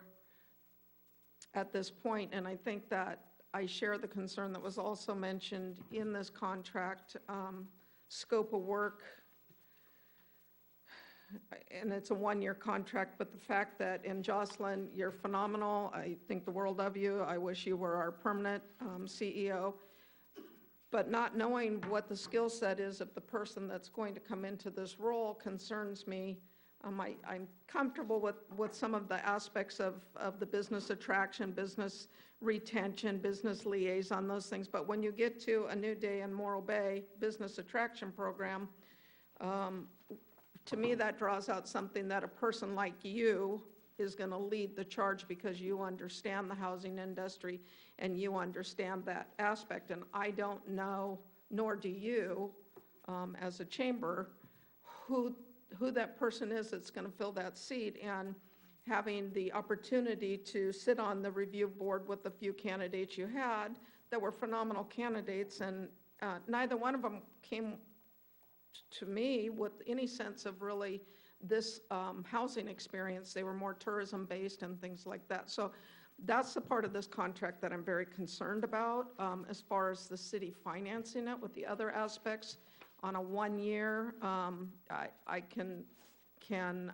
work with. I think that there's a question that all this crosses over of what's membership benefits.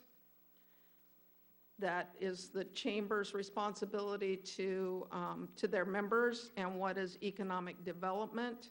I appreciate the change in some of the, I really appreciate how thorough this was, because part of my concern has been for the last 6 months, 8 months since the last CEO jumped ship, there's not been any real accountability of how the money's being used, or what it's being used, or what's going on. And the listening sessions, I attended many of those. A couple of those pictures showed a nice group, but there were several of them that had 4 members of those communities. So really, for return on investment for the chamber's time, and certainly the city staff's time, it was not as successful as it could have been. I like the idea of the industry roundtable versus that. I think that should be a lot more successful.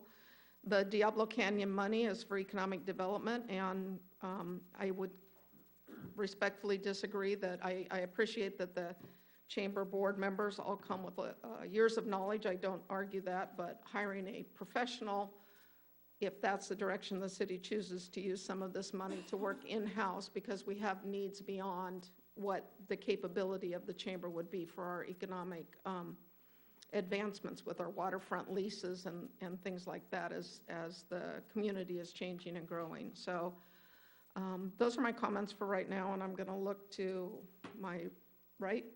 Can I make the comment? Please, no. Oh, okay. Over to you. I agree with everything you've said, Mayor. I would add that I think I have, in my most recent town hall, which was your vision for Morro Bay, the subject, I had comments where some of the businesses requested a visitor center. So I would like to see a visitor center if we enter into some kind of a contract with the chamber. I think that's a minimum. And I would be curious, when the chamber was polling their members to ask these questions, what's your participation?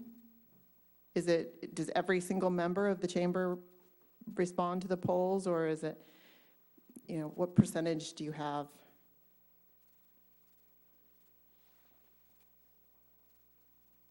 Jocelyn? I'm pulling that up right now because WACE actually conducts it on behalf, for the chamber so that it's a third party. But I do have that number. I'm going to pull it up right now. It'll take me just a minute. Okay.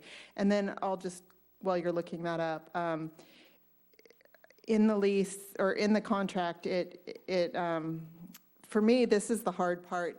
Since there is no acting you're an interim, and I agree with everything the mayor said. I think you're doing a great job and wish you could stay. But since we don't know who the next CEO would be, it makes me nervous to enter into a contract with the chamber. I don't, in the contract, it requests that the expenses are listed every month, and I had a really difficult time myself getting that, in preparation for this meeting, getting that information. And so it's kind of hard to, when someone's asking for a donation, if I don't know why you need the donation. What, are you struggling? Is it, it just seems like that's kind of basic information to have, and I feel like it's been really difficult to get. I think that a chamber is very important for small businesses, and I very much support it. I'm kind of nervous about your current status. That it just seems like if there was, I would be for toned down time frame until you figure out what you're doing, and we could weigh in on it at that point. And my other comment is, I would, for the chamber to focus, or somebody in the city to focus on, and it seems like that's another thing that I've heard a lot about, is business licenses are so difficult for people to get, and I would think that that would be a really big focus of the chambers before there was any, political involvement or anything like that. If you're in support of small businesses, the basic thing that they need is a business license, and I would like to see that.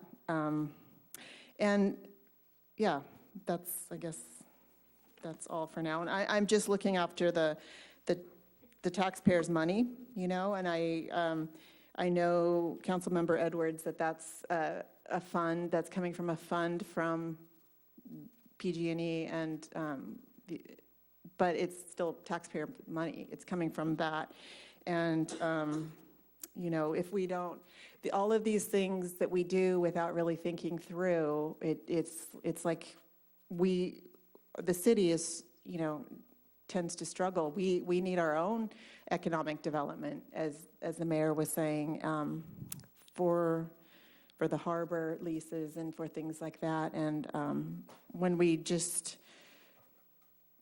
hand out money without thinking about it, it becomes a problem. And the other thing I wanted to mention is that in the lease, it includes, or the chamber is supposed to pay their share of utilities, and I wasn't able to get good information on whether that was happening or not for all the utilities. Yes, we do provide billing to the chamber for a percentage of utilities. For All the utilities, electricity, all of them, trash? I believe there are 4 different utilities. If you could give me a moment, I would look that up. Okay, thanks. And Councilmember Landrum, I do have the answer now on the survey results. Thank you. It's a 32.48% response rate. The WAC average for that is 21.9%. So of the 274 at that time, businesses that were served the survey, 89 responded. Thank you. That's great.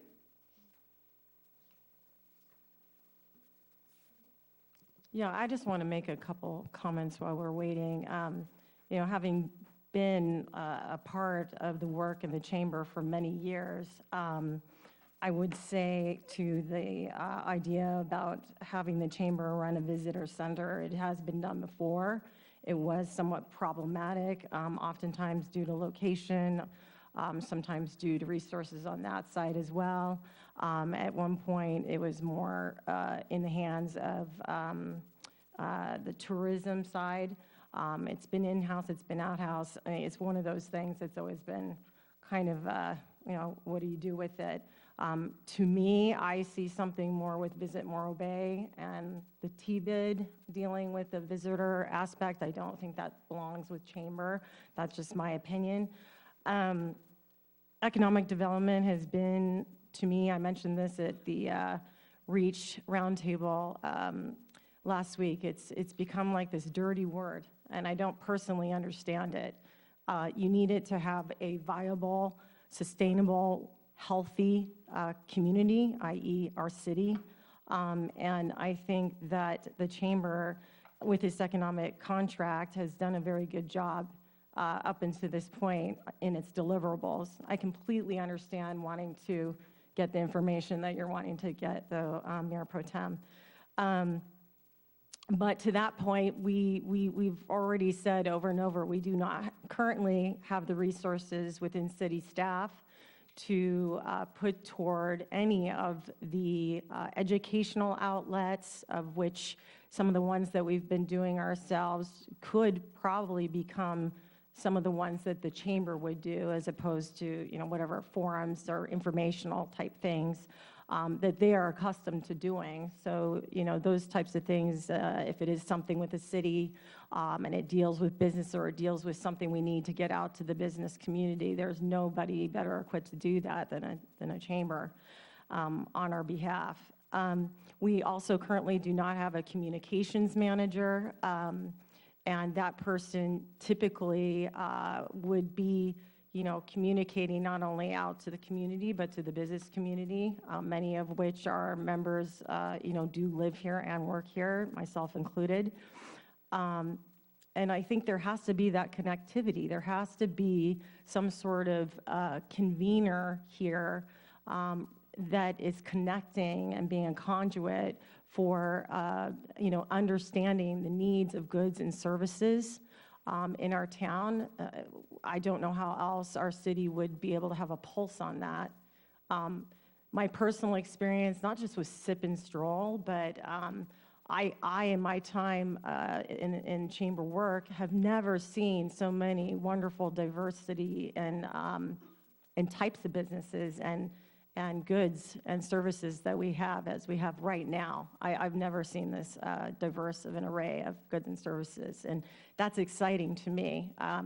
I also depending on what you believe, I know we have a lot of coffee houses, for example, but it's neat to go into,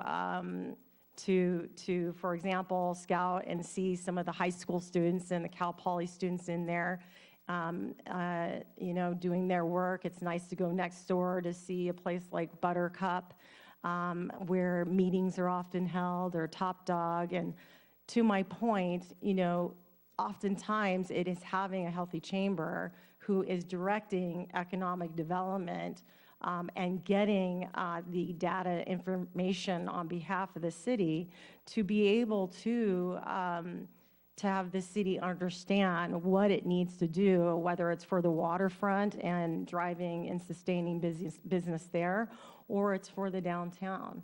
So I think that's a collective nature of this contract right now. And I think without us having a plan at this moment, I'm kind of with the mayor, I'm good with the year contract and continuing it. I think we don't really have a plan right now. We might be looking at things in terms of in-house economic development type positions or whatnot. But I am concerned, our community, that community person has been on our goals as well. And so I'm just kind of looking at this economic development contract as an extension of that communication aspect for the city too. The Chamber's been able to get out a lot of information on our behalf at times. They've got page 3 in Morro Bay Life that, maybe we could utilize better with them, among other things. So that's just some of my thoughts. On the Chamber's website, are all businesses in Morro Bay listed, or just Chamber member businesses? Just chamber member businesses are.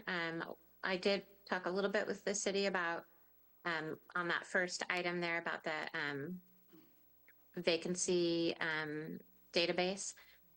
We would probably comb through the business license list and see which businesses are actually open in Morro Bay. I think that it hasn't been done to date as far as separating out different licenses that are on the list. So that was something we're planning on doing. I mean, if we're trying to benefit the businesses in Morro Bay in general, it seems like that would be a good step to include all the businesses, a listing of all the businesses, and somehow you differentiate chamber businesses and just other businesses. But I mean, if you're trying to serve all the businesses, that makes sense to me.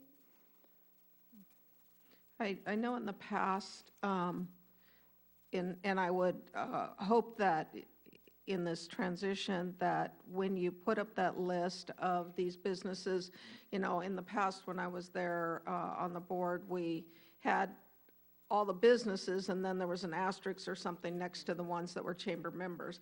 But if the city is funding, whether it's through this economic development money that we have the opportunity to utilize for city economic outreach, all the businesses should be listed. And if you want to highlight the chamber ones, but I feel that's a responsibility that this money should represent everyone, not just chamber members. So if, this contract moves forward, I would encourage that to be part of the update, that all businesses, and I've heard those comments before too, that, we're not a chamber member, so they don't recommend us. If the city's giving money, everybody needs to be supported. I will go back again to the comment about the tourism aspect of it, and I agree it's difficult, and I wasn't advocating that they needed to do that. I was looking at, as we look at the potential reduction in contract with them, that if they're looking for that third leg or fourth leg, that they consider those as options too. My only, again, I can support the contract at this time for 1 year. I still have a concern about the New Day and Morro Bay funding. And I really want to encourage the chamber to look at having that office open some. It's a huge issue, huge. And I understand that you can't sit in there 7 days a week, 8 hours a day, but I know somebody who just joined the chamber, one of the local businesses that's been here for 40 or 50 years, just rejoined, went down to the office and told me there's nobody there. They had to go online to get a membership, and they joined. But it's not very user-friendly if you're not open. And I know that came from COVID, but it's just never reopened. So I would really hope there'd be some sort of hours, as there is in all the other visitor centers, because I went on their websites for San Luis County and looked at Paso and Arroyo Grande and Atascadero, and looked at all their sites before this meeting tonight to see that. I do have one comment, too, I want to draw out.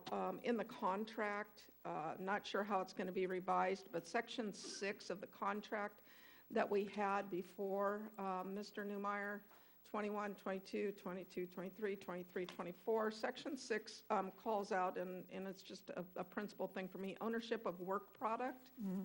And it talks about that unless it's in writing, agreed upon in writing, all reports, documents, or written visual material, any other material and media, including images, taglines, logos, on and on and on, developed by the chamber or any third party contracted by the chamber in the performance of this agreement is property of the chamber. And I don't agree with that. If we're paying for that as part of this product, I'm not understanding why the chamber would own that.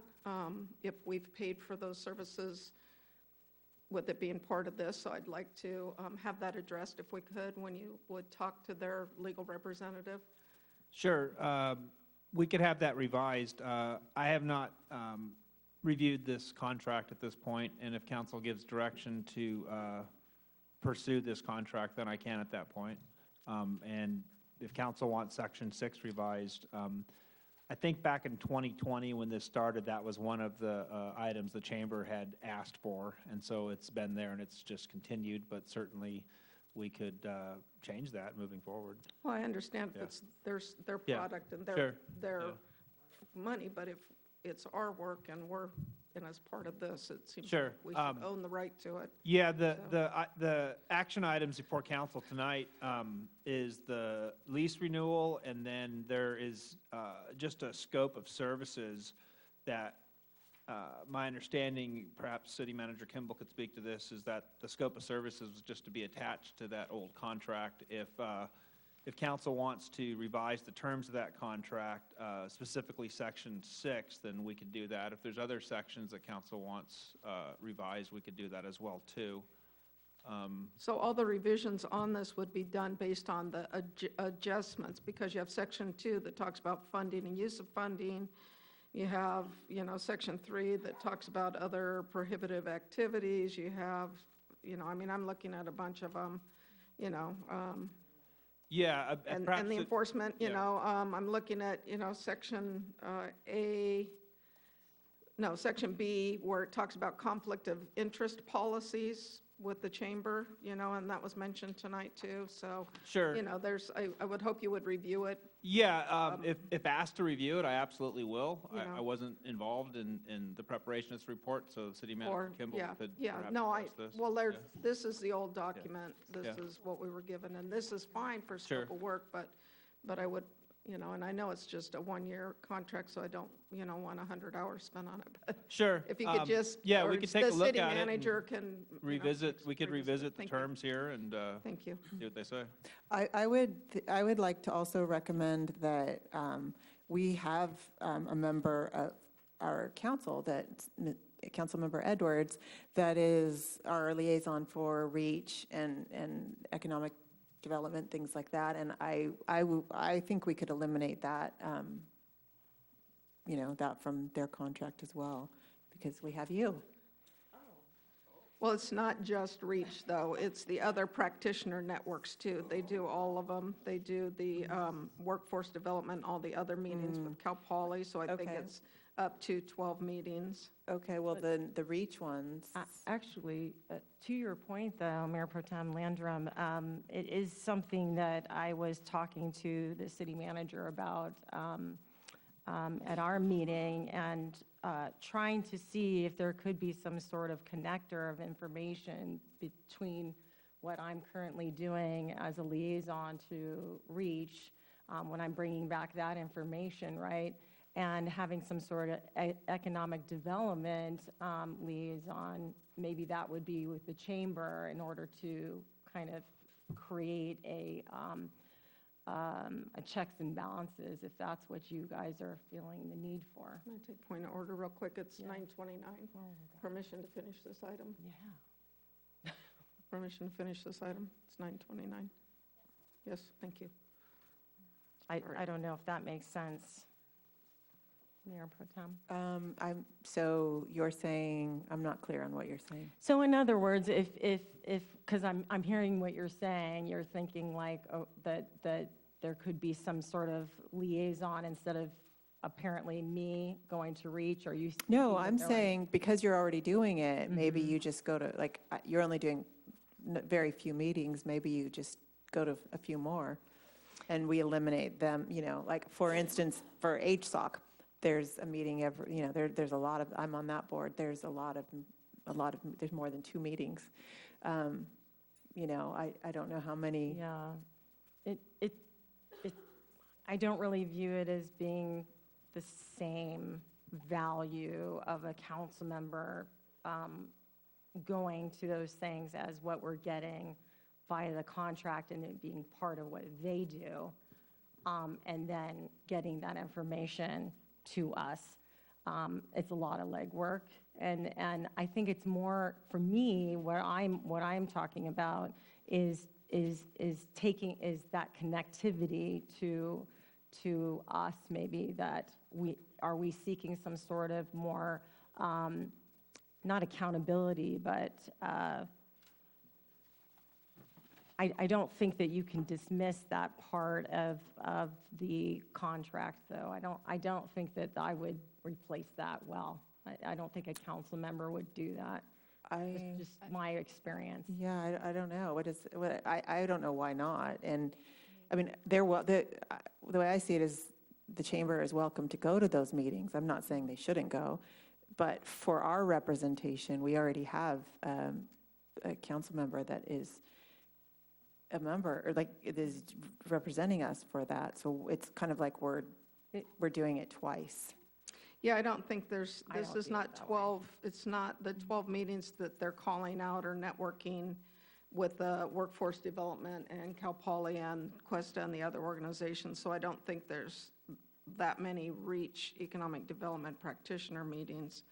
I could be wrong. Jocelyn could probably clarify. Yeah, that for us, it but- just says it's listed as REACH. And I mean, if it is 12 meetings, I mean, they're billing us $666 for that. And I'm just saying, if we're per meeting, so the ones that are REACH, since you're already going to REACH, why don't you just continue? Versus the other Yeah. ones, yeah. And, okay, so If I could, Yes. would it be helpful for me to just sort of list out those community partners that I mentioned in the presentation? They're not all spelled Thank out you. in the scope. So, and I think what I was trying to say in the presentation is that we would communicate probably through the city manager's office or the community development office of, if someone from the city is already going, then we would go to the other one. So it would be the Economic Development Practitioners Network, Economic Development, Governor's Office, GoBiz, the EDA, Downtown Revitalization Groups, SCORE, Women's Business Center, Cal Poly Local Economic Development Center, Small Business Development Center, Workforce Development Board, Center for Innovation and Entrepreneurship, and then occasionally the Visit Morro Bay meetings. So we would probably work with the city to see which ones are most beneficial for us to choose 12 meetings a year.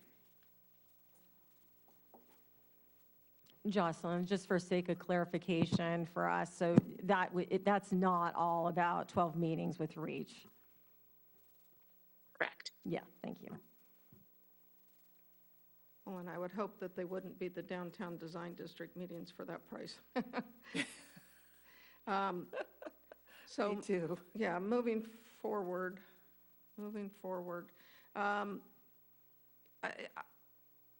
Again, I'm going to come back to the New Day in Morro Bay, and what I want to ask is, on this contract, and I do appreciate the layout and the goals and the key performance indicators. What is the what is the benchmark, what is, if these aren't being met, Mr. Newmeyer or Ms. Kimball, one or the other, if these aren't being met, and mine is the concern with that, because again, my concern is when, when Jocelyn leaves, I don't know what the skill set the next person's going to bring. So how do we benchmark that, and what if it's not being met? Well, thank you, Mayor. That was a concern, and in that to track the progress, and we can certainly ask the chamber to. The chamber does provide a monthly report to us, and in the monthly report we could add a column to the scope and to mark it up. Okay. How many measurables being performed. Because other than having some sort of benchmark that we can see, and then, I would rather pull that part of the contract out. I want to see that be successful, but again, I worry that if Jocelyn isn't here, I don't know the skill set the next person brings. So what is our option then if it's not being met once this contract's in place? If that's not being done, how do we, and this has been the concern that, for the last 6-8 months since the last director left, we've had, and no reflection on you, Jocelyn, please, but we've had basically no accountability, accounting brought back or anything to know any of the benchmarks or anything that's been done with the money. We don't know what the $45,000 for the last 6 months has been used for at all, because there's been no reporting. There are some reports. I would say that in order for this contract to be successful, or any contract to be successful, it does require in-house staff time. It's kind of two-way streets. Right. In order to staff here, city staff need to make sure that these things are done. So these are additional burden on city staff, as much as is needed. Somebody needed to somebody had to put work to make sure that the report was done, review the report to make sure the reports reflect what the contents that we needed. So those are, and then city staff was in transition as well this last year. So it's I would say it's very difficult to monitor to judge the successfulness or effectiveness of this service contract in this last year. This was considered, and so moving forward, that's kind of the approach city staff took, in that knowing that we have vacancies and where the city is in transition, city staff in transition, and the chamber, of course, is in transition as well. Knowing that we recognize the level of uncertainty, and then I believe chamber folks realize that as well. On the other hand, we felt that city staff felt that there has been a long-standing relationship, and we felt that chamber needed the city needed the chamber. Whether this, in terms of this agreement, itemized like this, making sense or not, that's a way to indicate chamber and city's support of the chamber, especially for the relationship has been going on for many, many years. Thank you. Part of the city goal on that item is streamline permit process for residential and commercial development community outreach. That's been part of what the chamber task was in their contract before, and when Erica was there working with community development, and it has not been successful. And so that's why I guess I'm just having a problem with that one. I really am. And I don't know if I want to see it with a reduction of funding for now. Can they come back, I guess, is my question. What?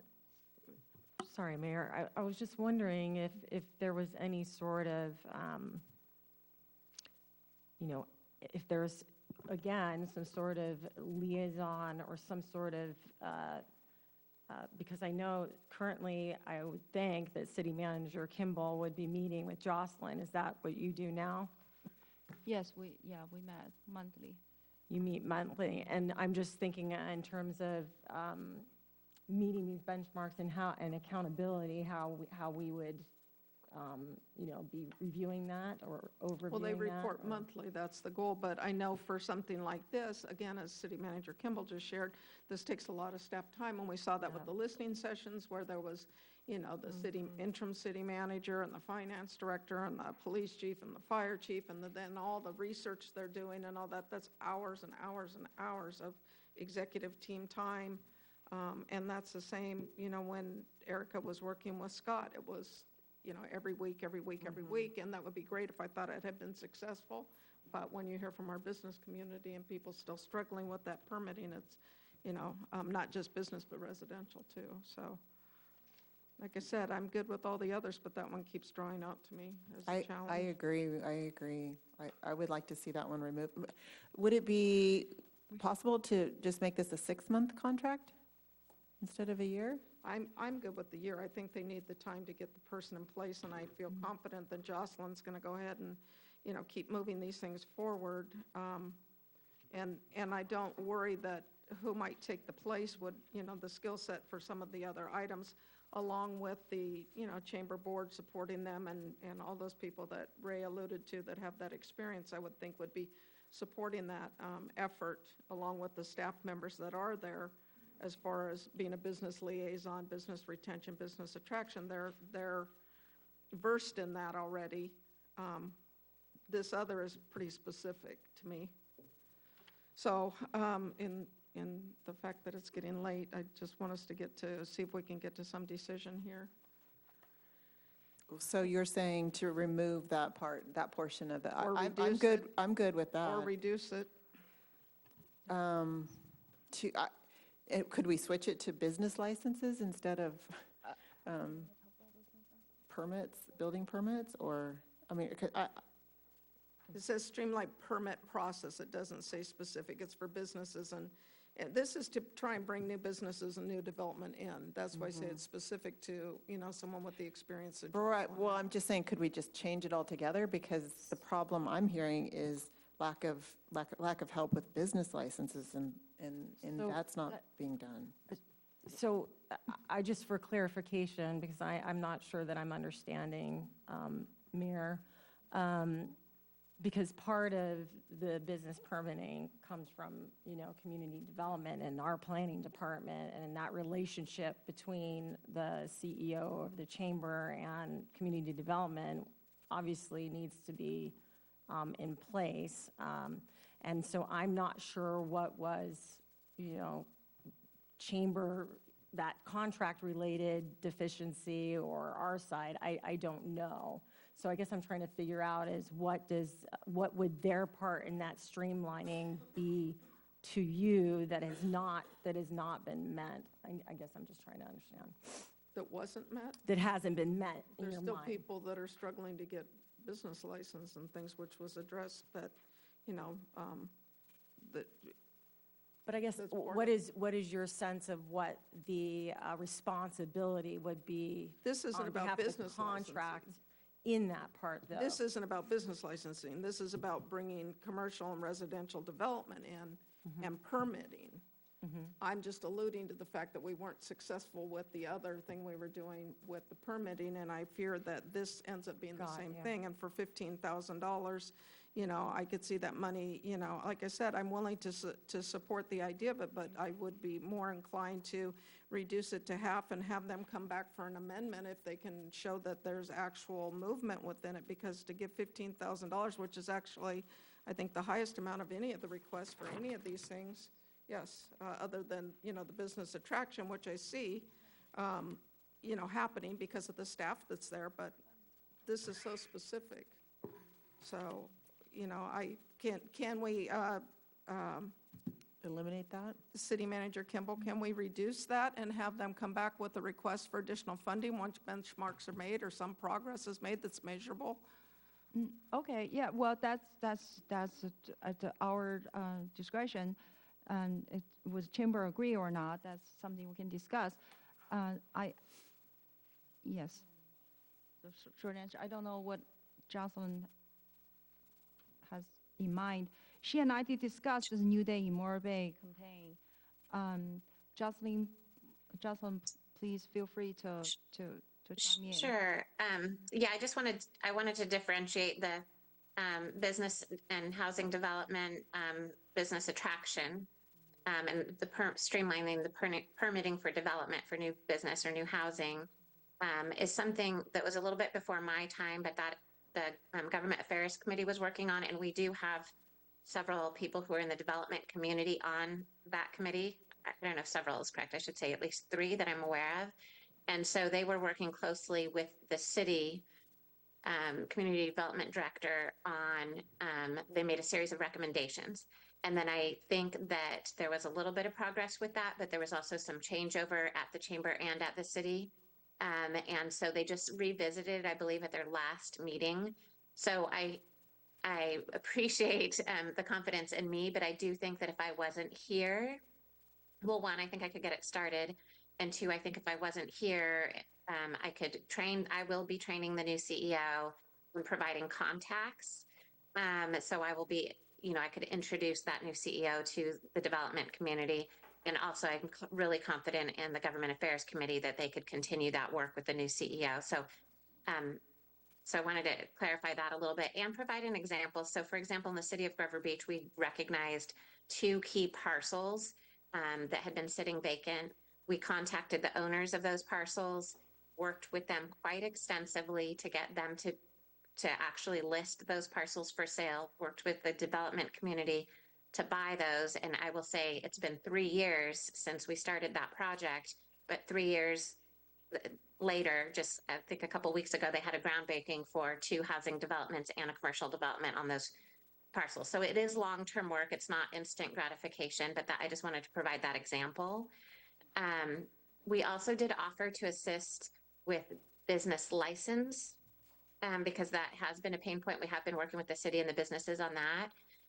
But we spoke with Emily, and I don't know if we found a way to be helpful or not, other than communicating, we have a fact sheet and frequently asked questions and contact information for the city and HDL. So we have been, trying to help in that way. So I just wanted to bifurcate those 2 issues as they're separate. If we wanted to reduce it and come back maybe in 6 months with a progress report and ask for continued support to continue to spend the staff time on it, I could see that working. I think we'd be open to that, yes. Thank you, and I could support that. I appreciate that. And yeah, I do understand the difference. I hope maybe I wasn't clear in my conversation. I was just using it as an example of, so thank you. So I would be comfortable with that. If you want to make a motion, do you want me to make a motion? Somebody make a motion? So what are we doing? We're approving the lease agreement, and then the contract for 1 year with the reduction of half the price on a New Day in Morro Bay attraction program, and they'll come back in 6 months to ask for additional funding once they have some actionable item on that. I think is that what you were saying? Yeah, thank you. And Mayor, to your point about amending the contract, and then Section 6, ownership of work product, we'll see if the chamber would be open to, one solution would just be to make that the joint property of the chamber and the city. Thank you.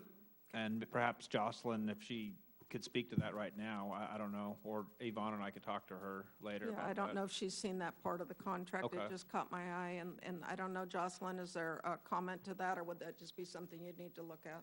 Yeah, I had noticed that. I think sometimes that's pretty boilerplate intellectual property wording, but I think that anything we do in partnership with the city would be joint property, so I'm okay with that. Okay. And then was there anything else in this contract that council, other than the scope of services, was interested in having amended or changed? Well, I think just the change in the verbal content that's in the scope of service now that would adjust out from the contract, that would change out. So the things that are deleted where these are plugged in. Yes, I mean, section 2, of course, would be modified because Yeah. the reduction in the. Well, so would section 3, other activity, oh, no, it would, that's the legal stuff, yeah. And then, Okay, otherwise, thank for you. the scope, New Day and Morro Bay is going from 15K to 7.5K. And they'll come back in 6 months with a, Okay. with a request for additional funding for the balance. If they're doing that, perfect. Thank I- you. well- Yes, ma'am. Maria, I also, I thought I would suggest that since we're going to come back in 6 months, we perhaps just make a 6-month, we'll come back, and then Chamber can do a report, we can see where we are, a progress report, and then that'll give everybody a chance of check and balance. And I really felt apologetic that this conversation happened in this way, because it appears that Chamber hasn't, I have not invited the Chamber to come to City Council meeting to do any sort of reports.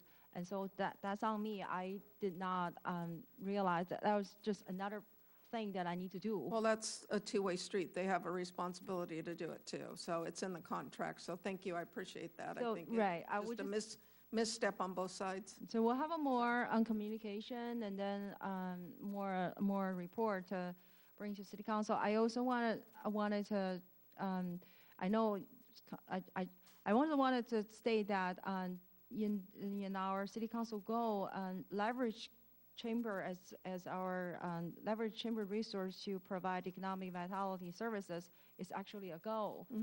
So it just is, once again, it just demonstrates the importance of the partnership between Chamber and the city.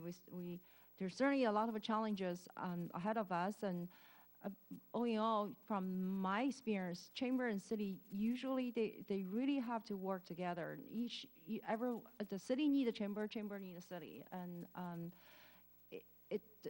I think the ideal arrangement would be the city have its own economic development person, and at the same time to work with chamber. So then that'll be, you get more out of it if you put more into it. And just last year has been very challenging, and moving forward, we're looking at changing leaderships, and hopefully we'll get us somewhere that will have some sustainability and then continuity, and then hopefully we'll get the most out of this contract. Thank you, and thank you for your time working, and thank you, Jocelyn, for your time working with the city. And I totally agree with you. I think both the city and the chamber are at some crossroads right now, and with the uncertainty, and the challenge with staff time to support the backside of what was shared with working with the chamber. If we do hire someone, and if we hire someone in economic development, that could be the point person. So it's less impactful on the other staff time. And I 100% agree, and I hope that everybody knows that. My daughter's business, that was my business, has been a member of the chamber for over 30 years. So I wholeheartedly believe in a value and responsibility and partnership, that it's important for cities and chambers to have good relationships. But I'm hopeful that when they come back, that they'll be on more solid footing with the new CEO and moving forward, and we can go back to a 2 or 3 year contract. That would be the goal. So thank you. Fire away. Motion? You had it pulled up.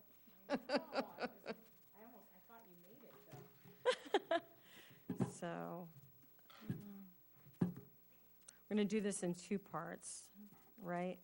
We decided. So I motion that we approve the 1-year lease agreement for office space at 695 Harbor Street and the scope, okay. And then I guess this, and then the second part would be motion to approve the scope of work for a 1-year economic service contract with the Morro Bay Chamber of Commerce for fiscal year 24-25 with the reduction to the portion of New Day and Morro Bay to 7.5, was that one? To in half, so I think it was 7,500. So that's a total of, And then they'll just return that. It'll be direction. It wouldn't be part of the motion, right? And please also, we get your direction, we're going to bring back 6 months and Yes. then to have Thank a you. review. And I'll second that motion. All in favor? Aye. Opposed? Motion carries. Any future agenda items? Nope. Seeing none, we are adjourned. Thank you, everybody. Thank you, staff.